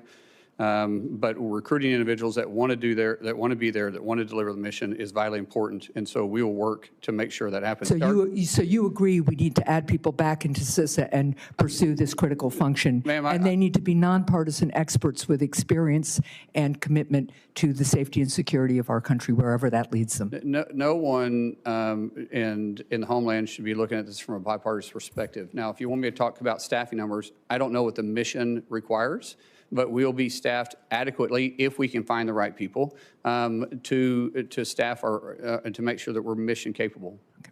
Thank you. Mr. Chair, out of respect for your desire to move things along, I will submit for the record a question on non-intrusive imaging at the border. It's supposed to be ready to do for every vehicle entering the United States, especially to detect fentanyl. And I'd like your answer on that and a couple of other questions as well, but I'll submit those for the record. Thank you. Without objection. Senator Lankford. Thank you. We talked before about just trying to get information on time and such. In the transition that happened between the Biden administration and the Trump administration, data fell behind, and it fell really behind. It was one of my complaints that I had with Mayorkas that was sometimes 2 or 3 weeks late on releasing normal data information, just how many encounters were happening at the border, how many arrests, some of those things on it. Last year, it wasn't weeks late, it was months and months and months late on getting data out. DHS has a really good story to tell. There's a lot of good things that are happening there, but my concern is that social media and some of the examples are coming out just to tell the story, and DHS is not able to actually tell the story. And quite frankly, we've asked DHS several times, hey, give us more information, more data on this. One of the things I'd love to know is just that you've been one of us for a long time in this. You know the importance of oversight and what that means on this, to be able to get data to members of Congress and to the American people. And so quite frankly, we can see the story as well. So I'm not asking for a pledge because I already know your heart on that, but want to just be able to open that up on how we can actually get more data and information. Our Legislative Affairs Department, I'm going to have to stand up and make sure that we're communicating and getting the information you need. It's not going to be fixed overnight. But it does frustrate me as a former member of the House and definitely a current member in the Senate that when we make a request, it's not seen. Now, there is a difference between making actual requests because you're wanting to get to a solution versus harassment. Badgering people. Yes, there is a tremendous amount that happens. Both sides play the games, and I'm just not going to play that game. I'll work with any senator, I'll work with any committee to make sure that we are getting the information you need to do your job. But just for harassment purposes, don't, please, I ask you, if you want me to do my job and do it right and be transparent with you, don't play games with me either, because, and if you have real concerns, like I said, everybody on this committee, and really for our colleagues for that matter, have my personal cell phone. That number, I have no intentions of changing it unless somebody leaks it. Yeah, hopefully that wouldn't occur on it. One other quick question on this. Ali Mayorkas, when he sat at that desk before, he and I had a lot of conversations about what they called, was labeled the special interest aliens. These are folks that come from known areas of terrorism, but we didn't have any information on them specifically, and so the Biden administration just let them in. They may say, well, we know somebody in your family as acts of terrorism, but it's not you. So they just labeled them special interest aliens and released them into the country. That we know of about 70,000 of those individuals.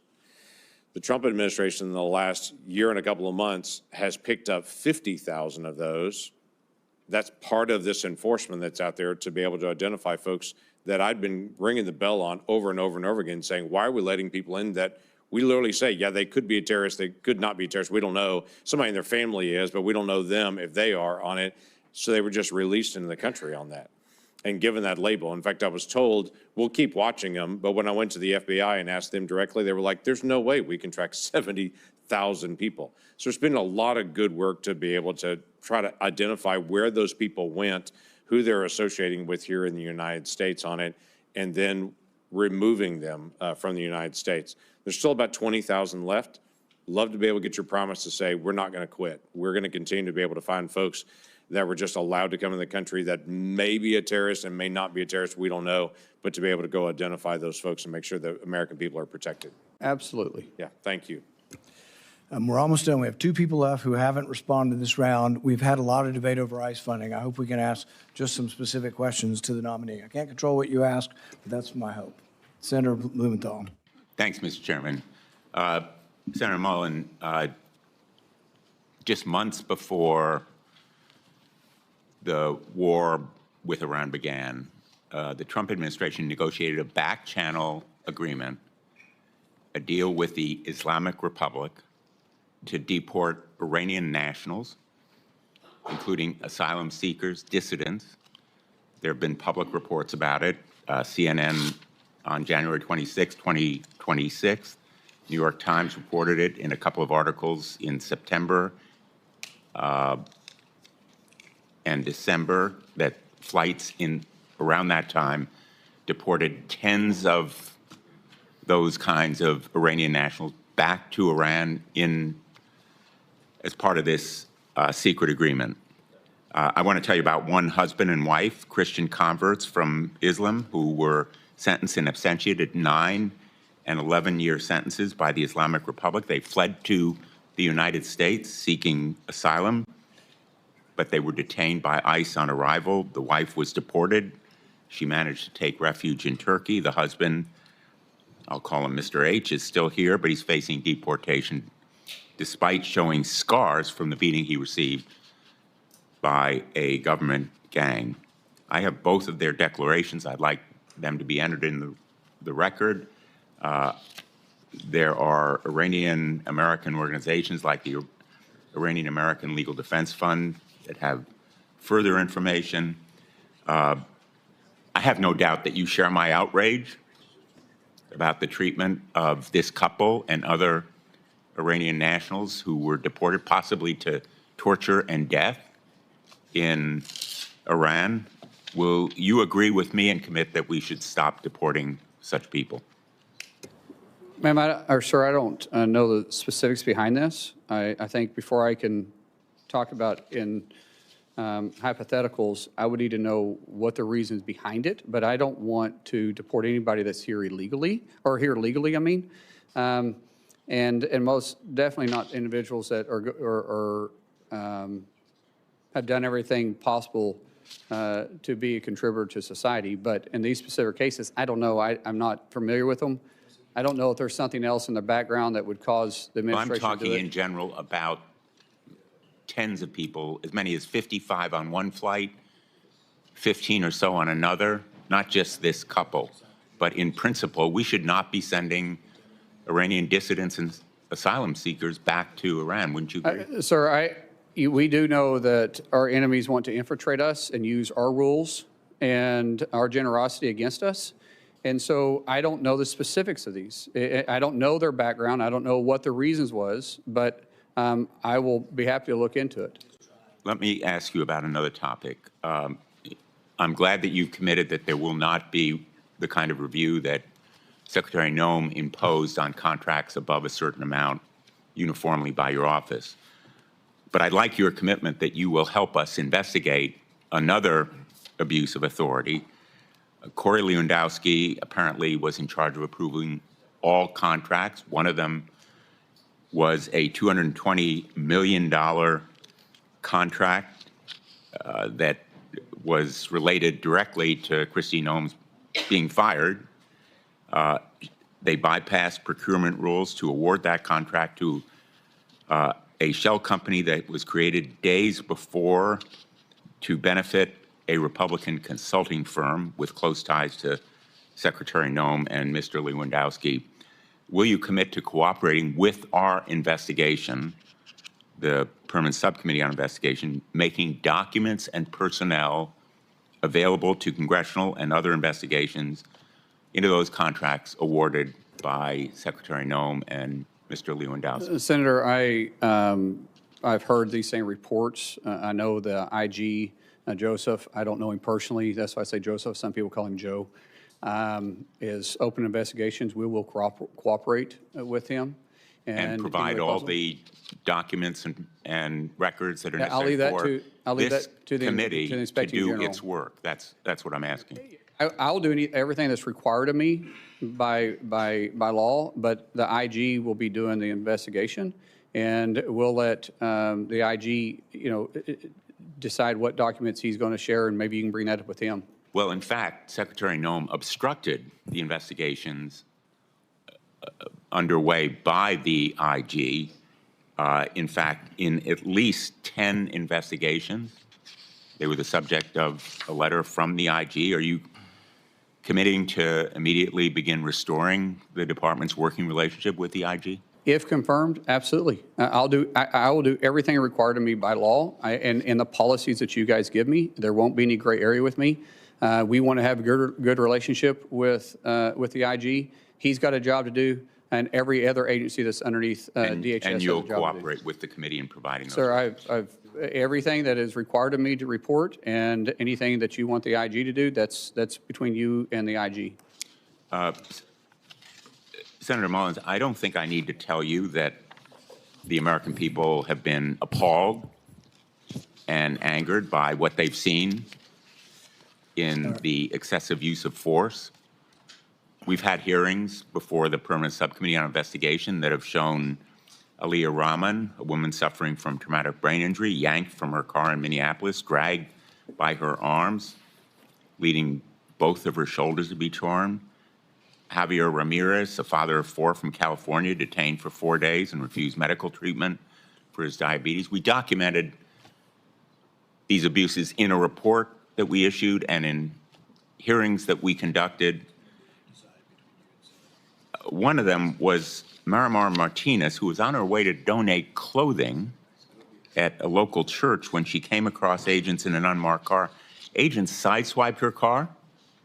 3 masked agents in camouflage stormed out, and one of them pulled out his gun and fired at her moving vehicle, hitting her 5 times. And the agent then bragged about it. He bragged about it in a text.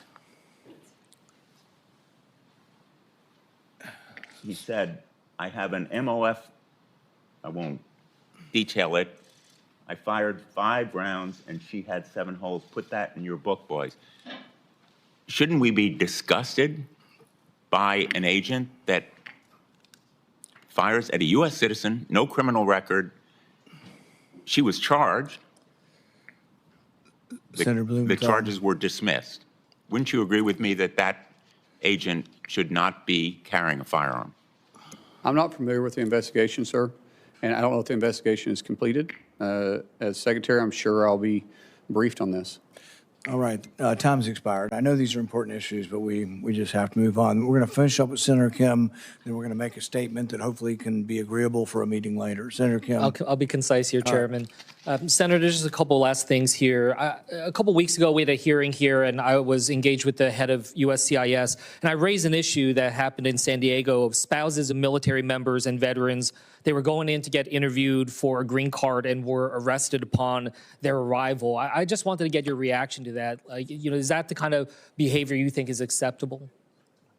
Excuse me, repeat that again. It was spouses of military service members as well as veterans. Their spouses were going and for the purposes of a green card interview, but were at that point detained and arrested on arrival. I haven't heard about this. I've heard of different reports, Senator, and if people are going through the process and trying to obtain it legally, because we do have naturalization ceremonies Monday through Friday in this country, everywhere. We're going to continue working with those individuals. I don't know the circumstances. I don't know. I'll pass you the details, but it's something that we can talk through. But just in general here, I guess what I'm just trying to get a sense from you is what do you think is appropriate in terms of ICE agents being able to operate? For instance, do you think it is okay for them to operate and arrest people at hospitals? Sir, I will always support my law enforcement doing their job. I don't know the circumstances. If it's a felony warrant that that the person's at a hospital, then they'll go pick up the felony warranty, just like local law enforcement does the same thing. And so in general, I think you need to be more specific on what you're talking about. But if you're talking about just doing everyday law enforcement, I think there's a better approach. Senator, I just want to raise, I just hear a lot of this from my own community about concerns of these types of efforts in and around hospitals, schools, churches. These are things that I hope we can engage on. I know you talked about it with one of my colleagues about polling sites, but these are important discussions, and we don't have clarity on what we are expected to see, and it's causing just an enormous amount of concern and challenge within our communities. Well, Senator, I don't understand what the concern about enforcing immigration at polling places is anyways, because honestly, if you're not a citizen, you shouldn't be voting anyway. So technically, there shouldn't be any illegals at the polling spot. And so, as I've said before, if we're at a polling area, it's because of a specific threat, not for immigration. Yeah, look, what I will just convey here is it's not just about people who are undocumented. I'm hearing from American citizens that are now feeling like they need to carry their passports around for fear of being stopped on the street. There is a chilling effect that is happening that is wider. I had to give my father-in-law specific instructions in case he was stopped upon re-entry back into the United States. There is real concern out there, and I just wanted to express that to you. Just a couple last quick things here. At the detention facility in New Jersey, a different one called Delaney Hall, I was there right after a gentleman died there. And there was really no documentation, really minimal explanation of his cause of death.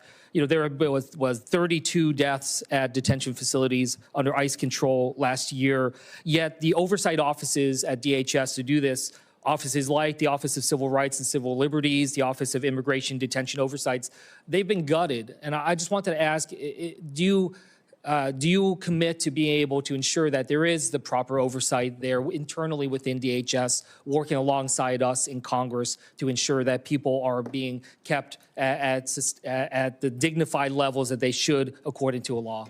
Each facility falls underneath different standards of operation that are in statutes. We will operate within those statutes. Everybody deserves to be treated with a dignified hand, and we will follow those procedures that are set for those facilities particularly. Well, I hope to work with you on that if you're confirmed, because we need to make sure we have that oversight, as we have not been able to see it. And in fact, some of our efforts have been impeded because we have not been able to have visitation at some of these sites, and I hope that that's something you will support us to be able to have. One last thing I just wanted to raise. With FEMA, there was a number of employees that sent an open letter titled the Katrina Declaration. This is something that warned about some of the reversals that are being made when it comes to disaster response and recovery. Your predecessor, Secretary Noem, she suspended a number of these FEMA employees. I just wanted to ask, can you commit that if confirmed, you will adhere to whistleblower laws and ensure that these whistleblowers do not face retaliation for their protected disclosure? So there's already laws in place to protect whistleblowers, and I've said multiple times I'll work within the law and the requirements of me as secretary. And I hope that means that you will ensure that these whistleblowers do not face unlawful retaliation for what they have done. It's against the law, as you said, unlawful, sir. I said I'm going to work within the law, and that's unlawful. Okay. With that, I'll yield back. Thank you. As I said previously, we've scheduled a vote for tomorrow. I'm committed to that. There are several members on both sides of the aisle that would like a briefing in the SCIF. They have it from 1 to 2. If you're willing to do that, several members would like just to walk over and do it. And I think that makes it much more likely that we have the vote tomorrow. Sir, I would prefer to have the ranking member, yourself, James, and if you want to bring another Democrat member that's on. It's all or that's none. on. It's all the members need to be able to hear it directly. The problem up here is too many things are siloed, and it just looks like resistance that you don't want everything to come out. It'd No, be sir, much more forthcoming if you let any member of the committee and classified staff into it. I think we can get this done this afternoon. That's fine, as long as it's in a classified setting. As long as what? Yeah, that's fine. The people fine. classified security on our staff and staff. TSSCI. TSSCI, yes. All right. All right. Thanks, everybody, for coming today. The nominee has filed responses to biographical and financial questionnaires, answered pre-hearing questions submitted by the committee, and had their financial statements reviewed by the Office of Government Ethics. Without objection, this information will be made part of the hearing record, with the exception of the nominee's financial data, which are on file with the committee. Due to the quick turnaround between this hearing and the markup tomorrow, the hearing will remain open until 4 p.m. today, March 18th. This hearing is adjourned.